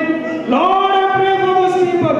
In the name of Jesus, Lord, bring deliverance in Jesus' name. ಕರ್ತನೆ, ಇಲ್ಲಿ ಯಾರಾದರೂ ಅಕ್ಕಪಕ್ಕದಲ್ಲಿ ಸಮಸ್ಯೆಗಳಲ್ಲಿ ಒಳಗಾಗಿದ್ರೆ, ನೋವಲ್ಲಿ ಒಳಗಾಗಿದ್ರೆ ಅವರನ್ನ ಜ್ಞಾಪಕ ಮಾಡ್ಕೊಳ್ತೀವಿ. ಅವರೆಲ್ಲ ಅಕ್ಕಪಕ್ಕದ ಮನೆಗಳ ಸಮಾಧಾನಗಳಿಗೆ ಆ ಎಲ್ಲಾ ಸಮಸ್ಯೆಗೆ ಬಿಡಿಸಿ ಕಾಪಾಡಿ. Lord, we thank you and we praise you. ಕರ್ತನೆ, ಸ್ತೋತ್ರ ಮಾಡ್ತೀನಿ, ಒಂದು ಸಲ್ಲಿಸ್ತೀನಿ. Lord, people who are looking for breakthroughs, jobs, Lord, I pray in the name of Jesus that you will bless them with the breakthrough they are looking for. ಕರ್ತನೆ, ಏನೆಲ್ಲ ಜೀವಿತದಲ್ಲಿ ಒಡೆದೋದ ಜೀವಿತದಲ್ಲಿ ಆಶೀರ್ವಾದ ಎದುರುಗೊಳ್ತಿದ್ದಾರೆ ಅವರೆಲ್ಲರಿಗೂ ಆಶೀರ್ವಾದ ಉಂಟಾಗಲಿ. In Jesus' mighty name. ಯೇಸು ಕ್ರಿಸ್ತನ ಹೆಸರು ಬಿಡುತ್ತಂತೆ. ಚಪ್ಪಾಳ ದೇವರ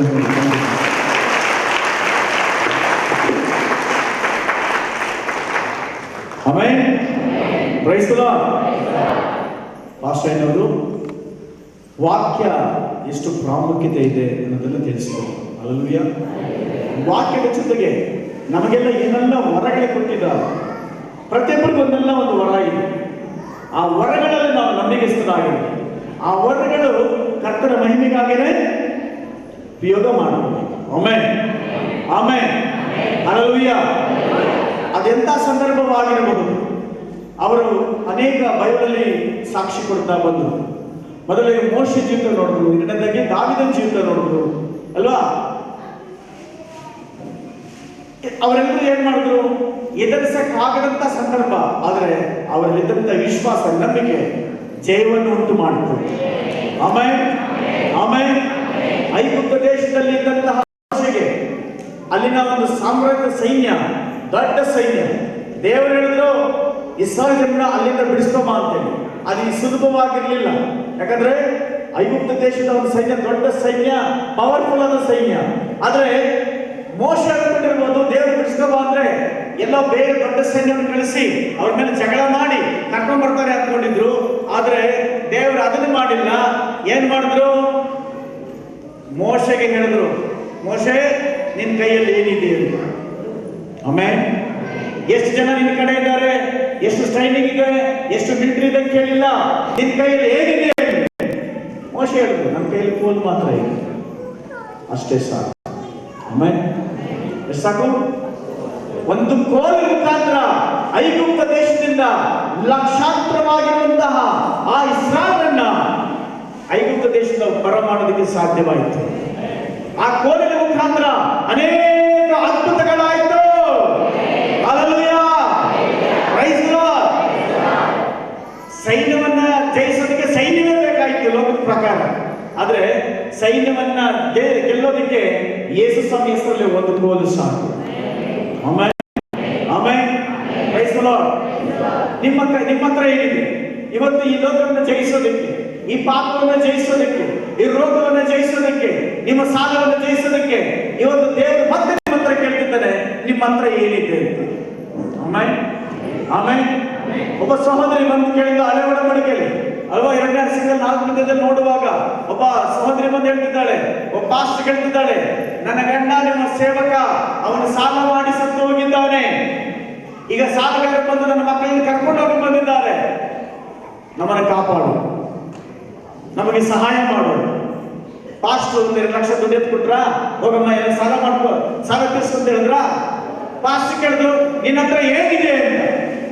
ಆಮೆನ್, ಆಮೆನ್, ಹಲ್ಲೆಲೂಯಾ. ಆ ತಾಯಿ ಹೇಳಿದ್ರು, ಏನಿದೆ ಅಂತ.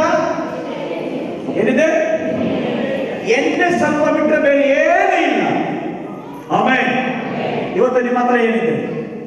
ನಿಮ್ಮ ಸಾಲ ತೀರಿಸಿಕೊಳ್ಳೋದಕ್ಕೆ, ಹಲ್ಲೆಲೂಯಾ, ಶತ್ರುಗಳಿಂದ ಬಿಡುಗಡೆ ಆಗೋದಕ್ಕೆ, ನಿಮ್ಮ ಬಿಸ್ನೆಸ್ ಅಭಿವೃದ್ಧಿ ಆಗೋದಕ್ಕೆ, ನಿಮ್ಮ ತೋಟದ ಬೆಳೆಗಳು ಚೆನ್ನಾಗಿ ಆಗೋದಕ್ಕೆ, ನೀವು ಆರೋಗ್ಯವಾಗಿರೋದಕ್ಕೆ ನಿಮ್ಮ ಹತ್ರ ಏನಿದೆ? ಆಮೆನ್. ಮೋಶೆಯ ಕೈಯಲ್ಲಿ ಕೋಲಿತ್ತು, ಈ ತಾಯಿಯ ಮನೆಯಲ್ಲಿ ಎಣ್ಣೆ ಇತ್ತು ಸ್ವಲ್ಪ. ಇವತ್ತು ಅದೇ ಪ್ರಶ್ನೆ ಕೇಳ್ತಿದ್ದಾರೆ, ನಿಮ್ಮ ಹತ್ರ ಏನಿದೆ? Hallelujah, praise the Lord, praise the Lord. Yesu ಸ್ವಾಮಿ ಆ ಒಂದು ಬೆಟ್ಟದ ಮೇಲೆ ಪ್ರಸಂಗವನ್ನು ಮಾಡ್ತಾ ಆ ಎಲ್ಲ ಜನಗಳಿಗೆ ಊಟ ಕೊಡ್ರಿ ಅಂತ ಕೇಳುವಾಗ ಶಿಷ್ಯರು ಹೇಳ್ತಾರೆ, ಇವ್ರ ಹತ್ರ ಇವ್ರು ಕೊಡ್ಬೇಕಾದ್ರೆ ನಮ್ಗೆ 300 ಹಣನೂ ಸಾಕಾಗಲ್ಲ, ಎಲ್ಲಿ ತರೋದಪ್ಪ ಅಂತ ಹೇಳಿದ್ರು. ಯೇಸು ಸ್ವಾಮಿ ಹೇಳಿದ್ರು, ನಿಮ್ಮ ಕೈಯಲ್ಲಿ ಏನಿದೆ, ನಿಮ್ಮ ಹತ್ರ ಏನಿದೆ ಅಂತೇಳಿ. ಅದಕ್ಕೆ ಅವನೇನ್ ಕೊಟ್ರು ಅವರು? ಒಬ್ಬ ಹುಡುಗನ ಹತ್ರ ಏನಿದೆ? 5 ರೊಟ್ಟಿ 2 ಮೀನಿದೆ. Amen, amen. Praise the Lord, praise the Lord, hallelujah. Yesu ಸ್ವಾಮಿ ಕೈ ಕೊಟ್ಟರು, ಏನಾಯ್ತು?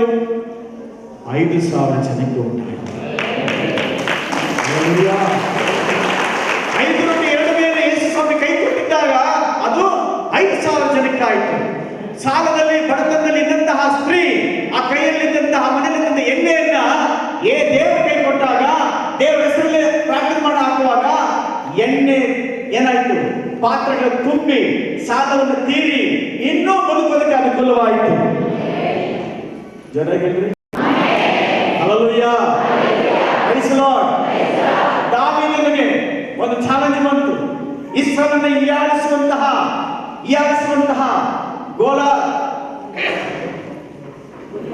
ಗೋಲಿಯಾತನು ತುಂಬಾ ಶಕ್ತಿಶಾಲಿ, ಉದ್ದ ದಪ್ಪ, ಅಷ್ಟು ಭಯಂಕರವಾಗಿದ್ದಾನೆ. ಅವನನ್ನು ನೋಡಿದ್ರೆ ಭಯ, ಅವನ ಕೂಗಕ್ಕೆ ಭಯ ಬಿಡ್ತಾರೆ. ಸೌಲನು, ರಾಜನಾದ ಸೌಲನೇ ಭಯ ಬಿಡ್ತಾರೆ, ರಾಜನೇ ಭಯ ಬಿಟ್ಟಿದ್ದಾನೆ. ಆದ್ರೆ ಒಬ್ಬ ಯವನಸ್ಥ, ಅಭಿಷೇಕ ಹೊಂದಿದ ಯವನಸ್ಥ, ಸತ್ಯವನ್ನು ತಿಳ್ಕೊಂಡ ಯವನಸ್ಥ, ದೇವರ ಮೇಲೆ ನಂಬಿಕೆಂತ ಯವನಸ್ಥ, ಅವನು ಹೇಳ್ತಾನೆ, ನೀವು ಯಾವ ಸೈನ್ಯವೂ ಬೇಡ, ನಾನು ಒಬ್ಬನೇ ಸಾಕು ಅವನನ್ನು ಹೊಡೆದು ಬೀಳಿಸೋದಕ್ಕೆ. ಒಮ್ಮೆ ಅವನ ಕೈಯಲ್ಲಿ ನಿಂತು ಏನ್ ತಗೊಂಡ? 5 ಕಲ್ಲನ್ನ ತೆಗೆದುಕೊಂಡು. Hallelujah, hallelujah. 5 ಕಲ್ಲು ಒಂದೊಂದು ಪದವನ್ನು ಹೇಳುತ್ತೆ. JESUS. ಏನಿದು? ಯಾರ ಹೆಸರು ಹೋಗ್ತಿದ್ದೆ ನಾನು? ಈ ಭೂಮಿ ಆಕಾಶವನ್ನು ಸಕಲ ಸೃಷ್ಟಿ ಮಾಡುತ್ತ ಸೃಷ್ಟಿಕರ್ತನ ಹೆಸರಲ್ಲಿ ಬರ್ತಿದ್ದೆ ನಾನು. ಸೈನ್ಯದ ಬಲದಿಂದ ನಾನು ಬರ್ತಾ ಇಲ್ಲ. ಹಲ್ಲೆಲೂಯಾ. ನನ್ನ ಸ್ವಂತ ಬಲದಿಂದ ಬರ್ತಾ ಇಲ್ಲ, ಕರ್ತನಾದ ದೇವರ ಹೆಸರು ಬರ್ತಿದ್ದಾನೆ. ಯೇಸು ಕ್ರಿಸ್ತನ ಹೆಸರು ಬರ್ತೀನಿ ಅಂತೇಳಿ ದೂರದಿಂದ ನೋಡಿ ಒಂದೇ ಒಂದು ಕಲ್ಲು. ಈ ಕಾಗೆ ಓಡಿಸಕ್ಕೆ ಹಳೆ ಕಾಲದ ಯೂಸ್ ಮಾಡ್ತಾರೆ. ಏನದು? ಕ್ಯಾಟರ್ಪಿಲ್ ಅಲ್ಲ, ಕೊರಸೆ ತೆರಿಸು. ಒಂದೇ ಅವನ ತಲೆಯಿಂದ ಕಾಲಕ್ಕೆ ಎಲ್ಲ ಪ್ಯಾಕೇಜ್ ಮಾಡ್ಕೊಂಡ್ಬಿಟ್ಟವನೆ. ಅವನಿಗಿದ್ದು ಜಾಗ ಇದ್ದಿದ್ದಲ್ಲಿ ನೆತ್ತಿ ಮಾತ್ರ, ನೆತ್ತಿ ಗುರ್ರಂತ ಬಂದುಬಿಟ್ಟ. ಅಷ್ಟು ದೊಡ್ಡ ಮನುಷ್ಯ ಕೆಳಗೆ ಢಮಾರ ಅಂತಿದ್ದ. ಅವನ ಕತ್ತಿಯನ್ನು ತೆಗೆದುಕೊಂಡು ಅವನ ಕತ್ತನ್ನೇ ಕತ್ತರಿಸ್ಬಿಟ್ಟ. ಆಮೇಲೆ ಯಾವ ದೊಡ್ಡ ಸೈನ್ಯ ಬಂದಿಲ್ಲ. ನಮ್ಮಲ್ಲಿ ಏನಿದೆ ಅದನ್ನ ಇಟ್ಕೊಂಡು ದೊಡ್ಡ ಜಯವನ್ನು ಕೊಡ್ತಾನೆ. ಒಂದು ವೇಳೆ ನಿಮ್ಮ ಮನೆ ಹತ್ರ, ನಿಮ್ಮ ಬಂಧುಗಳ ಹತ್ರ ಅಥವಾ ನಿಮ್ಮ ಮೇಲೆ ಏನೋ ಕೇಸ್ಗಳಾಗಿರ್ಬೋದು, ಜಗಳ ಮಾಡ್ತಾರೆ, ಬಯಸ್ತಾ ಇರ್ಬೋದು, ಭಯಪಡಬೇಡ್ರಿ. ಅವರ ಮೇಲೆ, ಅವರಿಗೆ ಮೇಲೆ ನೀವು ಜಯವಂತವಾಗಿ ನೀವು ಜಯವನ್ನು ಕೊಡುವಂತನಾಗಿದ್ದಾರೆ. ಒಂದು ವೇಳೆ ನಿಮಗಿಂತ ಅವ್ರ ಕಡೆ ದೊಡ್ಡ ಜನಾಂಗ ಇರ್ಬೋದು, ಗ್ಯಾಂಗ್ ಇರ್ಬೋದು, ನಿಮಗಿಂತ ಅವ್ರ ದೊಡ್ಡ ಹಣ ಇರ್ಬೋದು, ಅಧಿಕಾರ ಇರ್ಬೋದು, ಈ ಲೋಕದ MLA ಮಂತ್ರಿಗಳ ಜೊತೆ ಇರ್ಬೋದು, ಆದ್ರೆ ನಿಮ್ಮ ಪರವಾಗಿ ಸರ್ವಶಕ್ತನ ದೇವರಿದ್ದಾರೆ. Hallelujah, hallelujah, praise the Lord. ಅದಕ್ಕೆ ಬೇಕಾಗಿರೋದು ಇಷ್ಟೇ, ಯೇಸು ಕ್ರಿಸ್ತನ ಮೇಲೆ ನಂಬಿಕೆ. Amen, amen. ಪ್ರತಿದಿನ ಯೇಸು ಸ್ವಾಮಿ ಜೊತೆ ಪ್ರಾರ್ಥಿಸಬೇಕು. ಪ್ರಾರ್ಥನೆ ನಮ್ಮ ಜೀವವಾಗಿರಬೇಕು. ಆಮೆನ್. ಒಂದು ಟ್ರೈನ್ಗೆ 2 ಟ್ರ್ಯಾಕ್ ಎಷ್ಟು ಮುಖ್ಯನೋ ಅದೇ ರೀತಿಯಾಗಿ ಒಬ್ಬ ವಿಶ್ವಾಸಿಗೆ, ಒಬ್ಬ ಸೇವಕರಿಗೆ 2 ಮುಖ್ಯವಾದದ್ದು. ಒಂದು ಪ್ರಾರ್ಥನೆ, ಇನ್ನೊಂದು ಬೈಬಲ್ ವಾಕ್ಯ. 2 ಟ್ರ್ಯಾಕ್ ಅಲ್ಲಿ ನೇರವಾಗಬೇಕು. ಬರೀ ಪ್ರಾರ್ಥನೆ ಮಾಡ್ಕೊಂಡ್ರೆ ಸಾಲದು, ಬರೀ ಬೈಬಲ್ ಓದ್ಕೊಂಡ್ರೆ ಸಾಲದು, 2 ಇರಬೇಕು. ಯಾವ್ದು? ಪ್ರಾರ್ಥನೆ ಮತ್ತು ದೇವರ ವಾಕ್ಯ. 2 ನಮ್ಮ ಜೀವಿತದಲ್ಲಿ ಇದ್ದಾಗ ಆ ಟ್ರ್ಯಾಕ್ ಅಲ್ಲಿ ಎಲ್ಲಿ ಟ್ರೈನ್ ಹೋಗುತ್ತೋ ನಮ್ಮ ಜೀವಿತ ಕೂಡ ಸಕ್ಸಸ್ಫುಲ್ ಆಗಿ ನಡೆಸುತ್ತದೆ. Amen, amen, hallelujah. ಪ್ರಾರ್ಥನೆ ಇಲ್ಲದಂತ ಮನೆ ಛಾವಣಿ ಇಲ್ಲದಂತ ಮನೆಯಾಗಿರ್ತದೆ. ವಾಕ್ಯ ಇಲ್ಲ ಅಂದ್ರೆ ಏನು ಗೊತ್ತಾ? ಬರೀ ಪ್ರಾರ್ಥನೆ ಮಾಡ್ಕೊಂಡಿರ್ತಂದ್ರೆ ಬರೀ ಕನಸುಗಳು, ದರ್ಶನಗಳು, ಪ್ರವಾದನೆಗಳು ಅದು ಬರ್ತಾ ನಮ್ಮನ್ನು ಮೋಸಗೊಳಿಸ್ಬಿಡ್ತದೆ. ಯಾವುದೇ ಕನಸು ಬಂದ್ರು, ಯಾವುದೇ ಒಂದು ದರ್ಶನ ಬಂದ್ರು ಎಲ್ಲಿಗೆ ಹೋಲಿಕೆ ಆಗಿರ್ಬೇಕಂದ್ರೆ ವಾಕ್ಯದ ಆಧಾರವಾಗಿರ್ಬೇಕು, ಅದು ಸಕ್ಸಸ್ ಆಗುತ್ತೆ. ಆಮೇಲೆ ಇವೆಲ್ಲವೂ ಚೇಂಜ್ ಆಗ್ಬೋದು, ಪ್ರವಾದನೆಗಳು, ಕನಸುಗಳು, ದರ್ಶನಗಳು ಚೇಂಜ್ ಆಗ್ಬೋದು. ದೇವರ ವಾಕ್ಯ ಎಂದಿಗೂ ಚೇಂಜ್ ಆಗಲ್ಲ. ಆಮೇಲೆ ನಾವೆಲ್ಲರೂ ಯಾರ ಮೇಲೆ ಆಧಾರವಾಗಿರ್ಬೇಕಂದ್ರೆ ದೇವರ ವಾಕ್ಯದ ಮೇಲೆ. Hallelujah, praise the Lord, praise the Lord. Amen. ಯಾವ ವಿಚಾರದಲ್ಲಿದ್ದರೂ ಸಹ ಪ್ರಾರ್ಥನೆ ಮಾಡಿ ತೀರ್ಮಾನ ಮಾಡಬೇಕು. ವಿದ್ಯಾಭ್ಯಾಸ ಮಾಡ್ತಾ ಇದ್ದೀರಾ, ಯಾವ ಸಬ್ಜೆಕ್ಟ್ ತಗೋಬೇಕು ಅಂತೇಳಿ ಪ್ರಾರ್ಥನೆ ಮಾಡಿ. ಕರ್ತನೇ, ನನ್ನ ಜೀವನದಲ್ಲಿ ಯಾವ ಸಬ್ಜೆಕ್ಟ್ ಅಂತ ತೆಗೆದುಕೋಬೇಕು, ನಾನು ಮುಂದೆ ಯಾವ ಕಾಲೇಜ್ ಸೇರ್ಬೇಕು. ನನ್ನ ಫ್ರೆಂಡ್ಸ್ ಸೇರ್ತಾರೆ, ಅವ್ರು ಸೇರ್ತಾರೆ, ಇವ್ರು ಸೇರ್ತಾರೆ, ಯಾರು ಸೇರಿ ನಮಗೆ ಇನ್ಫ್ಲುಯೆನ್ಸ್ ಫ್ರೆಂಡ್ಸು ಬಂಧುಗಳು ಗೊತ್ತಿರೋರಲ್ಲ, ಪರಲೋಕ ತಂದೆ ಇನ್ಫ್ಲುಯೆನ್ಸ್ ಇರಬೇಕು. ಆಮೇಲೆ ಎಲ್ಲಿ ಕಳಿಸ್ಬೇಕು ಅಂತ ದೇವರು ತೀರ್ಮಾನ ಮಾಡಿದ್ರೆ ಅಲ್ಲಿಗೆ ಹೋಗ್ಬೇಕು. Hallelujah, praise the Lord. ಅಷ್ಟು ಮಾತ್ರವಲ್ಲದೆ ಒಂದು ಮನೆ ಕಟ್ಟೋದಾಗಲಿ, ಒಂದು ಮದುವೆ ವಿಚಾರವಾಗಲಿ, ಒಂದು ವಸ್ತು ತೆಗೆದುಕೊಳ್ಳೋದಾಗಲಿ, ಪ್ರಾರ್ಥನೆ ಪೂರ್ವಕವಾಗಿ ತೆಗೆದುಕೊಳ್ಳುವಾಗ ಅದು ಆಶ್ಚರ್ಯಕರವಾಗಿರ್ತದೆ. ಅಲ್ಲಿ ನೋವಾಗಲಿ ನಷ್ಟ ಆಗಲಿ ಇರೋದಿಲ್ಲ. ಆಮೇಲೆ ಪ್ರೈಸ್ ದಿ ಲಾರ್ಡ್. ಅವರು ಪದೇ ಪದೇ ಪದೇ ಪಾಸ್ಟರ್ ಒತ್ತಿ ಪ್ರತಿಯೊಬ್ಬರಲ್ಲಿ ಒಂದೊಂದು ವರ ಇದೆ. ಆಮೇಲೆ ಎಷ್ಟು ಜನಕ್ಕಿದೆ ವರ ಇದೆಯಾ ಇಲ್ವಾ? ವರ ಇರೋರೆಲ್ಲ ಕೈ ಎತ್ತಿ ನೋಡಿ. ವರ ಅಂದ್ರೆ ಮೈಕಲ್ಲಿ ಮಾತಾಡೋದು ಮಾತ್ರ ಅಲ್ಲ, ತೋಟ ಮಾಡೋದು ಒಂದು ವರ, ಅಡಿಗೆ ಮಾಡೋದು ಒಂದು ವರ, ಪಾತ್ರೆ ಉಜ್ಜೋದು ವರ, ಬಟ್ಟೆ ಒಗೆಯೋದು ಒಂದು ವರ, ಮನೆ ಒರೆಸೋದು ಒಂದು ವರ. ಆದ್ರೆ ಜಗಳ ಮಾಡೋದು ಒಂದು ವರ ಅಲ್ಲ. Hallelujah, praise the Lord. Amen, praise the Lord. ನಿಮ್ಮ ಪ್ರತಿಯೊಬ್ಬರಿಗೂ ಒಂದು ವರ ಇದೆ. ಬಿಸ್ನೆಸ್ ಮಾಡೋದೊಂದು ವರ, ಕೆಲಸ ಮಾಡೋದೊಂದು ವರ. ಸರಿ ಸರಿ, ಆಮೆನ್, ಪ್ರೈಸ್ ದಿ ಲಾರ್ಡ್. ಪ್ರತಿಯೊಬ್ಬರಿಗೂ ಒಂದೊಂದು ವರ ಕೊಟ್ಟಿದ್ದಾರೆ. ವರವನ್ನ ವ್ಯರ್ಥವಾಗಿ ಇಟ್ಕೋಬಾರ್ದು, ದೇವರಿಗಾಗಿ ಉಪಯೋಗ ಮಾಡಬೇಕು. ಆಮೆನ್.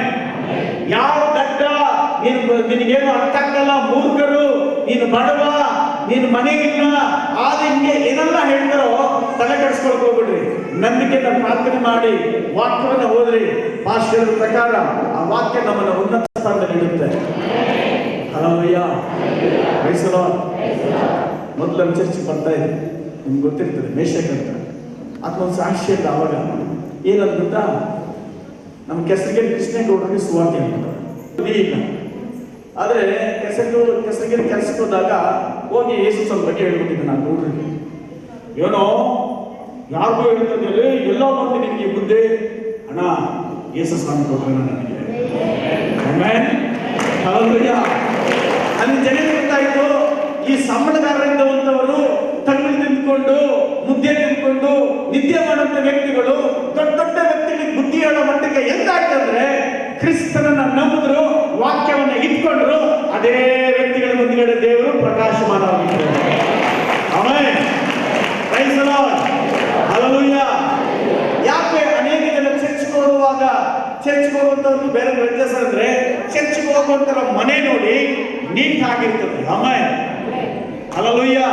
ಶುದ್ಧವಾಗಿರ್ತದೆ, ಅವರ ಬಟ್ಟೆ ಶುದ್ಧವಾಗಿರ್ತದೆ. ಹಲ್ಲೆಲೂಯಾ. ಜನ ಹೇಳ್ತಾರೆ, ಇವ್ರು ಚರ್ಚ್ಗೆ ಹೋಗೋದಕ್ಕಿಂತ ಮುಂಚಿತವಾಗಿ ಒಂಥರ ಇದ್ರು, ಇವ್ರ ಭಾಷೆ ಒಂಥರ ಇತ್ತು, ಇವ್ರ ಬಟ್ಟೆ ಒಂಥರ ಇತ್ತು, ಇವ್ರ ಮನೆ ಒಂಥರ ಇತ್ತು. ಚರ್ಚ್ಗೆ ಹೋದ್ಮೇಲೆ ಇವ್ರ ಮಾತು ಬದಲಾವಣೆ ಆಗಿದೆ, ಇವ್ರ ಬಟ್ಟೆ ಬದಲಾವಣೆ ಆಗಿದೆ, ಈ ಮನೆ ಶುದ್ಧವಾಗಿದೆ. Amen, hallelujah. ಎಲ್ಲಿಂದ ಬಂದದು? ದೇವರ ವಾಕ್ಯದ ಮಿತವಾಗಿ ಬರುವಂತಹ ಆಶೀರ್ವಾದ. ಆಮೆನ್, ಜನ. Hallelujah, praise the Lord, praise the lord. ಇದು ನಮಗೆ ಸಾಕ್ಷಿ ಬೇಕಾಗಿದೆ. ಹಲ್ಲೆಲೂಯಾ, ದೇವರ ಸ್ತೋತ್ರವಾಗಿ. ಅದ್ಭುತವಾದಂತಹ ವಾಕ್ಯ. ಕೀರ್ತನೆ 19:7 ವಾಕ್ಯ ಓದುವಲ್ಲ, ಯೆಹೋವನ ಧರ್ಮಶಾಸ್ತ್ರವು ಲೋಪವಿಲ್ಲ. ಯಾರೋ 100 ಜನ ಹೇಳಿದ್ರಂತೆ ಬೈಬಲ್ಲು ಕೆಟ್ಟ ಪುಸ್ತಕ ಅಂತ. ಆಮೇಲೆ ಬೈಬಲ್ ಕೆಟ್ಟ ಪುಸ್ತಕ ಅಲ್ಲ, ಬೈಬಲ್ ಹೇಳಿಕೊಡುತ್ತೆ ಯಾವುದು ಕೆಟ್ಟದು ಅಂತ. ಆಮೇಲೆ ಪ್ರೈಸ್ ದಿ ಲಾರ್ಡ್. ಯಾವುದು ಕೆಟ್ಟದು ಯಾವುದು ಒಳ್ಳೆಯದು ಹೇಳಿಕೊಡೋದೇ ಬೈಬಲ್ ಆಗಿದೆ. ಆಮೇಲೆ ಇದನ್ನ ಅರ್ಥ ಮಾಡ್ಕೊಳ್ಳುವಂತ ಜನ, ಹೊಟ್ಟೆ ಕಿಚ್ಚಿಬಿಡುವಂತ ಜನ ಇದು ಓದಬಾರದು ಅಂತೇಳಿ ಇದು ಕೆಟ್ಟ ಪುಸ್ತಕ ಅಂತ ಹೇಳ್ತಾರೆ. ಕೆಟ್ಟದ್ದು ಎಲ್ಲಿಂದ ಬಂತ ಹೇಳ್ಕೊಡುತ್ತೆ ಇದು.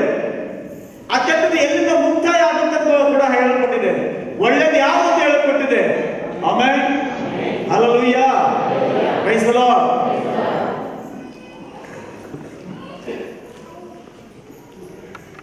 ಧರ್ಮಶಾಸ್ತ್ರವು ಲೋಪವಿಲ್ಲದು. ಇದು ಏನಾಗುತ್ತೆ? ಲೋಪ ಇಲ್ಲ, ಮೋಸ ಇಲ್ಲ. ಮೋಸ ಮಾಡಿದ್ರೆ ಏನಾಗುತ್ತದೆ ಹೇಳಲ್ಪಟ್ಟಿದೆ. ಅನ್ಯಾಯಗಾರನಿಗೆ ಏನಾಗುತ್ತದೆ ಹೇಳಲ್ಪಟ್ಟಿದೆ. ಖಂಡನ ಮಾಡಿದ್ರೆ ಏನಾಗುತ್ತದೆ ಹೇಳಲ್ಪಟ್ಟಿದೆ. ಶಿಕ್ಷೆ ಕೂಡ ಪ್ರಕಟವಾಗಿದೆ. Hallelujah, praise the lord. ಇದು ಜೀವವುಳ್ಳ ವಾಕ್ಯಗಳು. ಬೈಬಲ್ ತೋರಿಸಬೇಕು, ಜೀವವುಳ್ಳ ವಾಕ್ಯಗಳು. ಆಮೆನ್. ಈಗ ಬೈಬಲ್ 120 ರೂಪಾಯಿ ಆಗಿದೆ. ಯಾರು ಬೈಬಲ್ ಇಲ್ಲದೆ ಕುತ್ಕೋಬಾರ್ದು, ಪ್ರತಿಯೊಬ್ಬರು ಬೈಬಲ್ ತಗೋಬೇಕು. Hallelujah, praise the Lord. ದೀಕ್ಷಾ ಸ್ಥಾನ 4 ತಿಂಗಳು ಪೋಸ್ಟ್ಪೋನ್ ಮಾಡಿದ್ವಿ. ಆಮೆನ್. ನಾವು ಕೊಟ್ಟಂತ ಒಂದೊಂದು ತಾಲೂಕು, ಒಂದೊಂದು ವಾರ ಏನಕ್ಕೋಸ್ಕರ ಅಂದ್ರೆ ನಮ್ಮನ್ನ ಮಹಿಮೆ ಪಡಿಸ್ಕೊಳ್ಳಕ್ಕೋ, ದುಡ್ಡು ಮಾಡಕ್ಕೋ, ಹೆಸರು ಮಾಡಕ್ಕೋ ಅಲ್ಲ, ಪರಲೋಕವನ್ನ ಮಹಿಮೆ ಪಡಿಸೋದಕ್ಕೆ. ಏನಕ್ಕೆ? ಪರಲೋಕವನ್ನ ಮಹಿಮೆ ಪಡಿಸೋದಕ್ಕೆ, ಪರಲೋಕವನ್ನ ತುಂಬಿಸೋದಕ್ಕೆ. ಆತ್ಮ ನರಕ ಖಾಲಿ ಆಗ್ಬೇಕು, ನರಕಕ್ಕೆ ಹೋಗೋ ದಾರಿ ಖಾಲಿ ಆಗ್ಬೇಕು, ಪರಲೋಕ ಹೋಗೋ ದಾರಿ ತುಂಬಲ್ಪಡಬೇಕು. Amen, hallelujah. ದೇವರ ಸ್ತೋತ್ರವಾಗಿ. ಎಷ್ಟು ಜನ ಆ ಒಂದು ನಿರ್ಧಾರಕ್ಕೆ ಬರ್ತೀರ? ಅದಕ್ಕೆ ದೇವರು ಹೇಳಿದ್ರು, ನಿನ್ನ ಹತ್ರ ಏನಿದೆ? ಮೋಶೆ ಏನ್ ಹೇಳ್ದ? ನನ್ನ ಹತ್ರ ಏನಿದೆ? ಒಂದು ಕೋಲು. ದಾವೀದನು ಕಲ್ಲು. ಆ ತಾಯಿ, ಸಾಗರ ತಾಯಿ ಎಣ್ಣೆ. ಇವತ್ತು ಪ್ರಶ್ನೆ ಮಾಡಿ, ನಿನ್ನ ಹತ್ರ ಏನಿದೆ? ಒಂದು ಹಾಡು ಹೇಳೋ ವರ ಇರ್ಬೋದು, ಪ್ರಾರ್ಥನೆ ಮಾಡೋ ವರ ಇರ್ಬೋದು, ಕಾಣಿಕೆ ಕೊಡೋ ವರ ಇರ್ಬೋದು, ಸುವಾರ್ತೆ ಹೇಳೋ ವರ ಇರ್ಬೋದು, ಕಸ ಗುಡಿಸೋ ವರ ಇರ್ಬೋದು, ಪಾತ್ರೆ ಉಜ್ಜೋ ವರ ಇರ್ಬೋದು, ಅಡಿಗೆ ಮಾಡೋ ವರ ಇರ್ಬೋದು, ಆತ್ಮದ ಆದಾಯ ಮಾಡೋ ವರ ಇರ್ಬೋದು, ಪ್ರೀತಿನ ಮಾತದ ವರ ಇರ್ಬೋದು. ಇವೆಲ್ಲವೂ ಮುಚ್ಚಿಡಬಾರದು. ಈ ಎಲ್ಲವನ್ನು ಕರ್ತನಿಗಾಗಿ ಉಪಯೋಗ ಆಗಬೇಕು. ಆಮೆನ್. ನಾವು ಸತ್ರೆ ಇದೆಲ್ಲ ನಮ್ಮ ಜೊತೆಲೇ ಬಂದ್ಬಿಡುತ್ತೆ ವರಗಳು. ನಮ್ಮ ವರಗಳನ್ನ ಇನ್ನೊಬ್ಬರಿಗೆ ಹಂಚಬೇಕು ನಾವು. Amen, amen. ಈ ಲೋಕ ಬಿಡೋದ್ರೊಳಗಾಗಿ ನಮ್ಗೆ ಏನೆಲ್ಲ ಕೊಟ್ಟಿದ್ದಾನೋ ಅದನ್ನು ವರಗಳನ್ನ ಎಲ್ಲರಿಗೂ ಹಂಚಬೇಕು. Amen, praise the Lord. ದೇವರಿಗೆ ಸ್ತೋತ್ರವಾಗಿ. ವಾಕ್ಯ ಹೇಳುತ್ತೆ, ಈ ಧರ್ಮಶಾಸ್ತ್ರವು ಲೋಪವಿಲ್ಲದ್ದು, ಅದು ಪ್ರಾಣವನ್ನ ಉಜ್ಜೀವ ಮಾಡುವಂಥದ್ದು. ನಿನ್ನೆ ನಮ್ಮ ಸಹೋದರ ಕೃಷ್ಣಪ್ಪನವರು, ಅಸಂಖ್ಯ ಕೃಷ್ಣ ಇದ್ದೀರಾ? ಹೋದ್ರ? ಅವರ ಅಕ್ಕ ಸುಮಾರು ವರ್ಷಗಳು ನಮ್ಮ ಚರ್ಚ್ ಬರ್ತಾ ಇದ್ದಾರೆ. ಮತ್ತೆ ದೀಕ್ಷಾಸ್ತ್ರ ಕೂಡ ತಗೊಂಡಿದ್ದಾರೆ. ವಯಸ್ಸಾಗಿದೆ, ಒಂದು 70 ವರ್ಷ ಮೇಲೆ ಆಗಿದೆ. ಅಯ್ಯಮ್ಮನಿಗೆ ಶುಗರ್ BP ಜಾಸ್ತಿ ಆಗಿ ಕಿಡ್ನಿಗಳೆಲ್ಲ ಹೋಗ್ಬಿಟ್ಟಿದ್ದಾವೆ. ಹಾಸ್ಪಿಟಲ್ ಸುತ್ಕೊಂಡು ಬಂದಿದ್ದಾರೆ. 3-4 ದಿವಸದಿಂದ ಮನೇಲಿ ಇಟ್ಕೊಂಡಿದ್ದಾರೆ. ಡಾಕ್ಟರ್ ಹೇಳ್ಬಿಟ್ಟು ಉಳಿಯಲ್ಲ, ಇಟ್ಕೊಂಡು ಹೋಗ್ಬಿಟ್ಟಿದ್ದಾರೆ. ಇವ್ರ ಮನೆಯವರೆಲ್ಲರೂ ಪ್ರಾಣ ಇವತ್ತು ಹೋಗ್ಬೋದು, ನಾಳೆ ಹೋಗ್ಬೋದು, ನಾಳೆ ಹೋಗ್ಬೋದು, ನಾಳೆ ಕಾಯ್ಕೊಂಡೇ ಇದ್ದಾರೆ. ಪಾಪ ಪ್ರಾಣ ಮಾತ್ರ ಹೋಗ್ಲಿಲ್ಲ. ಅವರು ಮತ್ತೆ ಜ್ಞಾಪಕ ಮಾಡ್ಕೊಂಡ್ರೆ ಮೊಮ್ಮಕ್ಕಳೆಲ್ಲ ಸೇರಿ, ಈ ಅಜ್ಜಿ ಚರ್ಚ್ ಹೋಗ್ತಾ ಇದ್ಲಲ್ಲ, ಅದಕ್ಕೇನೋ ಪ್ರಾಣ ಹೋಗ್ಲಿಲ್ಲ, ಪ್ಲಾಸ್ಟಿಕ್ ಸ್ಪ್ರೆಡ್ ಮಾಡೋಣ. ನೆನ್ನೆ ನಾವು ಸ್ವಲ್ಪ ಜನರು ಗೌರವ ಕುಟುಂಬದೆಲ್ಲ ಹೋದ್ರಿ.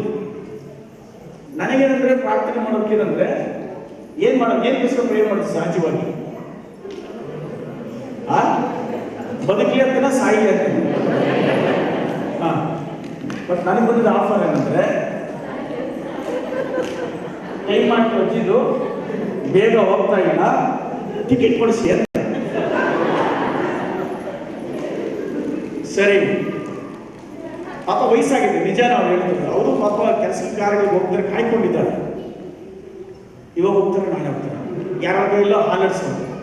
ಒಂದು ವೇಳೆ ನಾನು ಹಾಲಾಡ್ತಿದ್ರೆ ಇದು ಬಿಡ್ತಾದ್ರೆ ಗೊತ್ತಿಲ್ಲ. ಯಾಕಂದ್ರೆ ಸುಮಾರು ಸತಿ ಹಂಗಾಗಿದೆ. ನಮ್ಮಜ್ಜಿಗೆ ಎಲ್ಲರೂ ಹಾಲಾಡ್ತಿದ್ರು ಈ ಮನೆಯಲ್ಲಿ. ಎಲ್ಲರೂ ಹೇಳ್ಬಿಟ್ಟಿದ್ರು. ಲಾಸ್ಟಲ್ಲಿ ನಾನು ಹೋಗ್ಬಿಟ್ಟು ಹಾಲಾಡ್ದೆ, ಎದ್ದು ಕುತ್ಕೊಂಡ್ಬಿಟ್ರೆ. ಆಮೇಲೆ ರಾತ್ರಿ ಅಜ್ಜಿಗೆ ಹಾಲಕ್ಕೆ ಹೋಗ್ಲಿಲ್ಲ. ಯಾಕಂದ್ರೆ ಅವ್ರು ಕೊಟ್ಕೊಂಡಿದ್ರು, ಎದ್ದು ಕುತ್ಕೋಬೇಕಂತಲ್ಲ, ಹೋಗ್ಬೇಕು ಅಂತ. ನಾನು ಪ್ರಾರ್ಥನೆ ಮಾಡಿ ಕೃಷ್ಣನಿಗೆ ಹೇಳಿದೆ, ನಾಳೆ 10 ಗಂಟೆ ಮೇಲೆ, ಯಾಕಂದ್ರೆ 10 ಗಂಟೆ ಒಳ್ಳೆ ಆದ್ರೆ ಚರ್ಚ್ ಬರೋದ್ರೆ ಆಗ್ಬಿಡ್ತಾರೆ. ಅದಕ್ಕೆ 10 ಗಂಟೆ ಮೇಲೆ ಹೋದ್ರೆ ಇವರೆಲ್ಲ ಚರ್ಚ್ ಬಂದ್ಬಿಟ್ಟಿರ್ತಾರೆ, ಆಮೇಲೆ ಬೇಕಾದ್ರೆ ಮಣ್ಣು ಮಾಡ್ಕೊಂಡು ಅಂತೇಳಿ ಪ್ರೇಯರ್ ಮಾಡಿ ಬಂದ್ವಿ. ಪ್ರೇಯರ್ ಮಾಡಿ ಆದರೂ 9:00ವರೆಗೆ ಬಂದರು. ಕೃಷ್ಣನ ಬಂದ ತಕ್ಷಣ ಮತ್ತೆ ಜ್ಞಾಪಿಸ್ಕೊಂಡೆ, ಅಜ್ಜಿ ಇನ್ನೂ ಹೋಗಿಲ್ವಲ್ಲ, ಅಲ್ಲಿ ಅಜ್ಜಿಯಲ್ಲಿ ಕುತ್ಕೊಂಡು ಪ್ರಾರ್ಥನೆ ಮಾಡಿದ್ದೇವ್ರೆ. ಇವು ಎಲ್ಲರೂ ಬಂದ್ಬಿಟ್ಟವ್ರೆ, ಇವತ್ತು ತಗೋತ. ಆಮೇಲೆ ನಿಜ ಹೇಳ್ತೀನಿ, ತಗೋ ಅಂತೇಳಿ ಒಂದು ಪ್ರಾರ್ಥನೆ ಮಾಡೋದು 5 ನಿಮಿಷಕ್ಕೆ ಅವ್ರ ಫೋನ್ ಬಂದ್ಬಿಟ್ಟು, ತಗೊಂಡಿದ್ದೆ. ಚಪ್ಪಲಿ ಹೊಡೆದು ಆಮೇಲೆ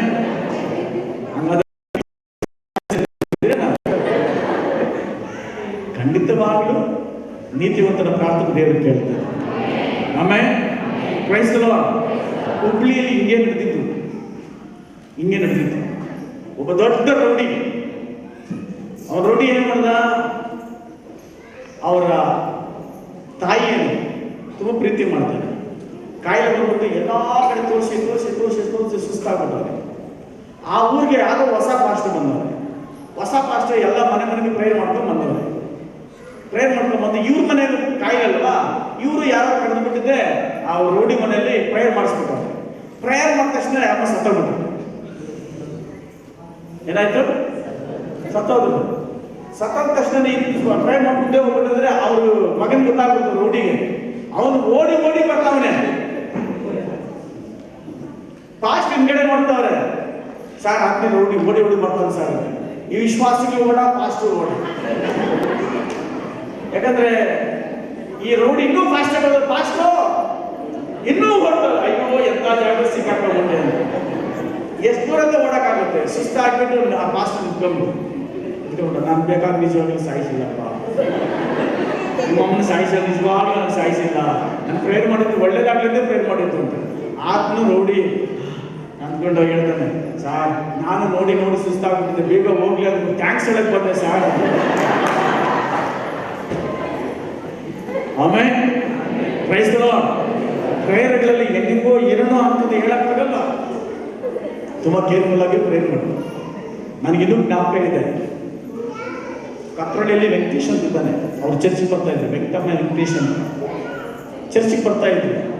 ನಾನಿನ್ನ ಮದುವೆ ಆಗಲಿಲ್ಲ, ಹುಳ ಮೇಯಿಸ್ತಾ ಇದ್ದೆ. ನಾನು ಪ್ರಾರ್ಥನೆಗೆ ಹೋಗಿದ್ದೆ. ಪ್ರಾರ್ಥನೆ ಜೋರಾಗಿ ಮಾಡ್ತಾ ಹುಳನ ಆಶೀರ್ವಾದ ಮಾಡೋದು, ಹುಳ ಆಗಲೇ ಸತ್ತೋಗ್ಲಿ ಅಂತ ಪ್ರೇಯರ್ ಮಾಡ್ಬಿಟ್ಟಿದ್ದೀನಿ. ಆಮೇಲೆ ಅಂತ ಹೇಳ್ಬಿಟ್ಟು ಬಂದ ತಕ್ಷಣ ನೆಕ್ಸ್ಟ್ ದಿವಸ ಸತ್ತೋಗ್ಬಿಟ್ಟವೆ ಎಲ್ಲಾನು. ನಾನು ಅವತ್ತಿಂದ ಇವತ್ತು ಪ್ರೇಯರ್ ಮಾಡ್ಬೇಕಾದ್ರೆ ಜಾಗೃತಿಯಿಂದ ಮಾಡ್ತೀನಿ. ಯಾಕಂದ್ರೆ ಪ್ರೇಯರ್ ಅವ್ರು ಕೇಳಿಸ್ಕೊಂಡಿಲ್ಲ ಸರಿಯಾಗಿ. ನನಗೆ ಅರ್ಥ ಆಗ್ತಾ ಇದೆ, ನಾನು ಪ್ರೇಯರ್ ಮಾಡಿದ್ದು ಚೆನ್ನಾಗಿರ್ಲಿ, ಹುಡುಗರು ಅಂತ ಹೇಳಿಲ್ಲ, ಹುಡುಗರೆಲ್ಲ ಸತ್ತೋಗಿ ಎಷ್ಟು ನಾಮದಲ್ಲಿ ಅಂತ ಹೇಳ್ಬಿಟ್ಟಿದ್ದೆ. ನೆಕ್ಸ್ಟ್ ಬೆಳಗ್ಗೆ ನೋಡಿದ್ರೆ ಎಲ್ಲ ಹುಡುಗರು ಸತ್ತೋಗ್ಬಿಟ್ಟು ಬೆಳಗ್ಗೆ ಬರೋದು, ನಾನು ಹುಡುಗರೆಲ್ಲ ಸತ್ತೋಯ್ತಾನೆ. ಅದಕ್ಕೆ ಅರ್ಥ ಇಲ್ಲ, ಪ್ರೇಯರ್ ಮಾಡಿದ್ದು ಯಾರು? ನಾನೇ. ಏನಂತ ನಾನು ಹೇಳಿದ್ರೆ ನಾನು ಅಲ್ಲೇ ಬೈದ್ಬಿಡೋನು.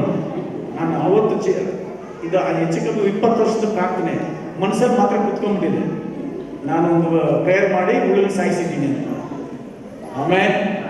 ಆಮೇಲೆ ಕ್ರೈಸ್ತರು ಅದರಿಂದ ಎಚ್ಚರಿಕೆಯಿಂದ ನಾವು ಪ್ರಾರ್ಥನೆ ಮಾಡಬೇಕು. ಕೇರ್ಲೆಸ್ ಆಗಿ ಪ್ರಾರ್ಥನೆ ಮಾಡೋದಲ್ಲ.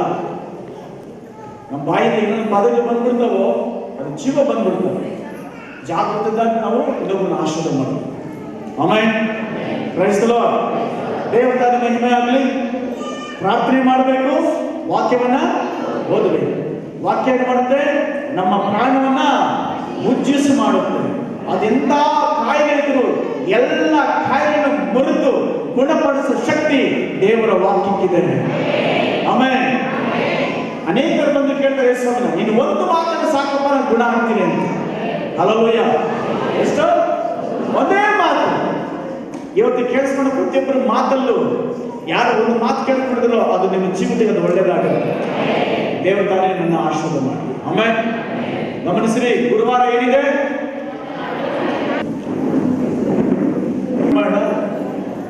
ಕೇಳಿದ ವಾಕ್ಯಗಳನ್ನು ನಮ್ಮ ಹೃದಯದಲ್ಲಿ ಇಟ್ಟುಕೊಂಡು ಆ ವಾಕ್ಯದ ಪ್ರಕಾರ ಜೀವಿಸುವ ಹಾಗೆ ಪ್ರಾರ್ಥಿಸೋಣ. ಎಲ್ಲ ಕೈಗಳೆತ್ತಿ ಪ್ರಾರ್ಥನೆ ಸಂದರೆ. Thank you Jesus Lord. Hallelujah. ಪರಿಶುದ್ಧಾತ್ಮ ದೇವರು ನಿಮ್ಮ ಜೊತೆಗೆ ಮಾತಾಡಿದರೆ, ವಾಕ್ಯದ ಮುಖಾಂತರ ಮಾತಾಡಿದರೆ, ವಾಕ್ಯ ನಮ್ಮ ಜೀವನದಲ್ಲಿ ಫಲ ಕೊಟ್ಟು ವಾಕ್ಯವನ್ನು ನಿಲ್ಲಿಸುವ ಯೇಸುವೇ ಸ್ತೋತ್ರ ಕಟ್ಟಿದೆ. ಹಲ್ಲೆಲೂಯಾ. ಪ್ರಾರ್ಥನೆ ಮತ್ತು ವಾಕ್ಯ ನಮ್ಮ ಉಸಿರಾಗಿರಲಿ. ಪ್ರಾರ್ಥನೆ ಮತ್ತು ವಾಕ್ಯ ನಮ್ಮ ಜೀವಿತದಲ್ಲಿ ಉಸಿರಾಗಿರಲಿ. ಯೇಸುವೇ ಸ್ತೋತ್ರ ಕರ್ತನೆ. ಹಲ್ಲೆಲೂಯಾ. ಕರ್ತನೆ, ವಾಕ್ಯದಲ್ಲಿ ನೋಡಿದವೆ ಅದು ಲೋಪವಿಲ್ಲದು, ಧರ್ಮಶಾಸ್ತ್ರ ಲೋಪವಿಲ್ಲದ್ದು. ಹಲ್ಲೆಲೂಯಾ. ಅಷ್ಟು ಮಾತ್ರವಲ್ಲ, ನನ್ನ ಪ್ರಾಣವನ್ನು ಉಜ್ಜೀವ ಮಾಡುವುದಾಗಿದೆ. ನಮ್ಮ ಶರೀರದಲ್ಲಿ ಏನೆಲ್ಲ ನೋವುಗಳು ಸಮಸ್ಯೆಗಳಿದೆಯೋ ಅದನ್ನು ಗುಣಪಡಿಸುವ ಶಕ್ತಿ ದೇವರ ವಾಕ್ಯದಲ್ಲಿದೆ. ಹಲ್ಲೆಲೂಯಾ. ಕೀರ್ತನೆ 107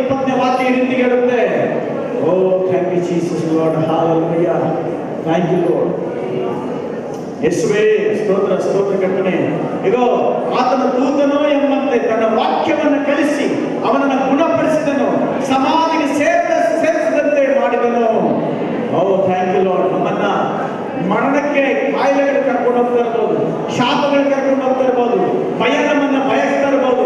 ಕರ್ತನ ವಾಕ್ಯ ಹೇಳುತ್ತೆ, ನನ್ನ ವಾಕ್ಯ ನಿನ್ನ ಎಲ್ಲಾ ಕೇಳಿಂದ ಬಿಡಿಸಿ ಕಾಪಾಡುತ್ತೆ ಅಂತೇಳಿ. ಅದಕ್ಕಾಗಿ ದೇವರ ಸ್ತೋತ್ರ. ವ್ಯಾಪಾರ ಮಾಡೋದ್ರಲ್ಲಿ ಆಶೀರ್ವಾದ, ವ್ಯವಸಾಯ ಮಾಡೋದ್ರಲ್ಲಿ ಆಶೀರ್ವಾದ, ಕೂಲಿ ಕೆಲಸದಲ್ಲಿ ಒಂದು ಆಶೀರ್ವಾದ. ನೀನು ಏನು ಕೆಲಸ ಮಾಡ್ತೀಯ ಅದರಲ್ಲಿ ದೇವರ ಆಶೀರ್ವಾದ ಮಾಡಲು ಸಿದ್ಧನಾಗಿದ್ದಾನೆ. ನಿನ್ನಲ್ಲಿ ಏನಿದೆಯೋ ಅದರನ್ನ ಇಟ್ಟು ದೇವರ ಆಶೀರ್ವಾದ ಮಾಡುವಂತನಾಗಿದ್ದಾನೆ. ನಿಮ್ಮನ್ನ ಅವಮಾನಿಸಿದವರನ್ನ, ನಿಮ್ಮನ್ನ ಕೀಳಾಗಿ ನೋಡಿದವರನ್ನ, ಅವರ ಮುಂದೆ ನಿಮ್ಮನ್ನ ಮೇಲಾಗಿ ಇಡುವುದಕ್ಕೆ ದೇವರು ಸಿದ್ಧನಾಗಿದ್ದಾನೆ. ಒಪ್ಪಿಸಿಕೊಡಿ. Thank you Jesus Lord. Thank you. ನಮ್ಮ ಪ್ರಾರ್ಥನೆ ಕೇಳಿದ್ದಕ್ಕಾಗಿಸ್ತು. ನಮ್ಮ ಜೀವಿತದಲ್ಲಿ ಕರ್ತನೆ ಅಪ್ಪ 24 ಗಂಟೆಯಲ್ಲಿ 1 ಗಂಟೆ ಕಾಲ ನಿನಗಾಗಿ, 2 ಗಂಟೆ ಕಾಲ ನಿನಗಾಗಿ, ಪ್ರಾರ್ಥನೆಗಾಗಿ, ವಾಕ್ಯಕ್ಕಾಗಿ ನಾವು ಮೀಸಲಿಡ್ತೀವಿ ಸ್ವಾಮಿ. ಓ ನಮ್ಮ ಮಕ್ಕಳ ಭವಿಷ್ಯಕ್ಕೋಸ್ಕರ, ನಮ್ಮ ಕುಟುಂಬ ಭವಿಷ್ಯಕ್ಕೋಸ್ಕರ ದೇವರೇ ಈ ವಾಕ್ಯಗಳ ಜೊತೆ ಮಾತಾಡೋದಕ್ಕಾಗಿಸ್ತು. 26 ವರ್ಷಕ್ಕಾಗಿ ಮಾತಾಡೋದಕ್ಕಾಗಿಸ್ತು. ಗುರುವಾರ ನಡೆಯುವಂಥ ಕುಟುಂಬದ ಪ್ರಾರ್ಥನೆಗಾಗಿ ಸ್ತೋತ್ರ. ಅನೇಕ ಕುಟುಂಬಗಳಲ್ಲಿ ಸೇರಲ್ಪಟ್ಟು ನಿಮ್ಮನ್ನು ಆರಾಧಿಸುವಾಗ ಸಹ ಈಶ್ವರಿಯ ಮಾಡಿದ್ದಕ್ಕಾಗಿ ಸ್ತೋತ್ರ. ಒಂದು ಕುಟುಂಬವು ನಷ್ಟ ಆಗಬಾರದು, ಒಂದು ಕುಟುಂಬವು ವ್ಯರ್ಥವಾಗಬಾರದು, ಒಂದು ಕುಟುಂಬ ಕೈ ಬಿಡಲ್ಪಡಬಾರದು. ಈಶ್ವರಿ ನೀವು ಬರುವಾಗ ಎಲ್ಲ ಕುಟುಂಬಗಳು ಎತ್ತಲ್ಪಡಬೇಕು. ಆ ರೀತಿಯ ಕಾರ್ಯ ಮಾಡೋದಕ್ಕಾಗಿ ಬಂದ ಪ್ರತಿಯೊಬ್ಬರನ್ನು ಆಶೀರ್ವಾದ ಮಾಡಬಾರದು.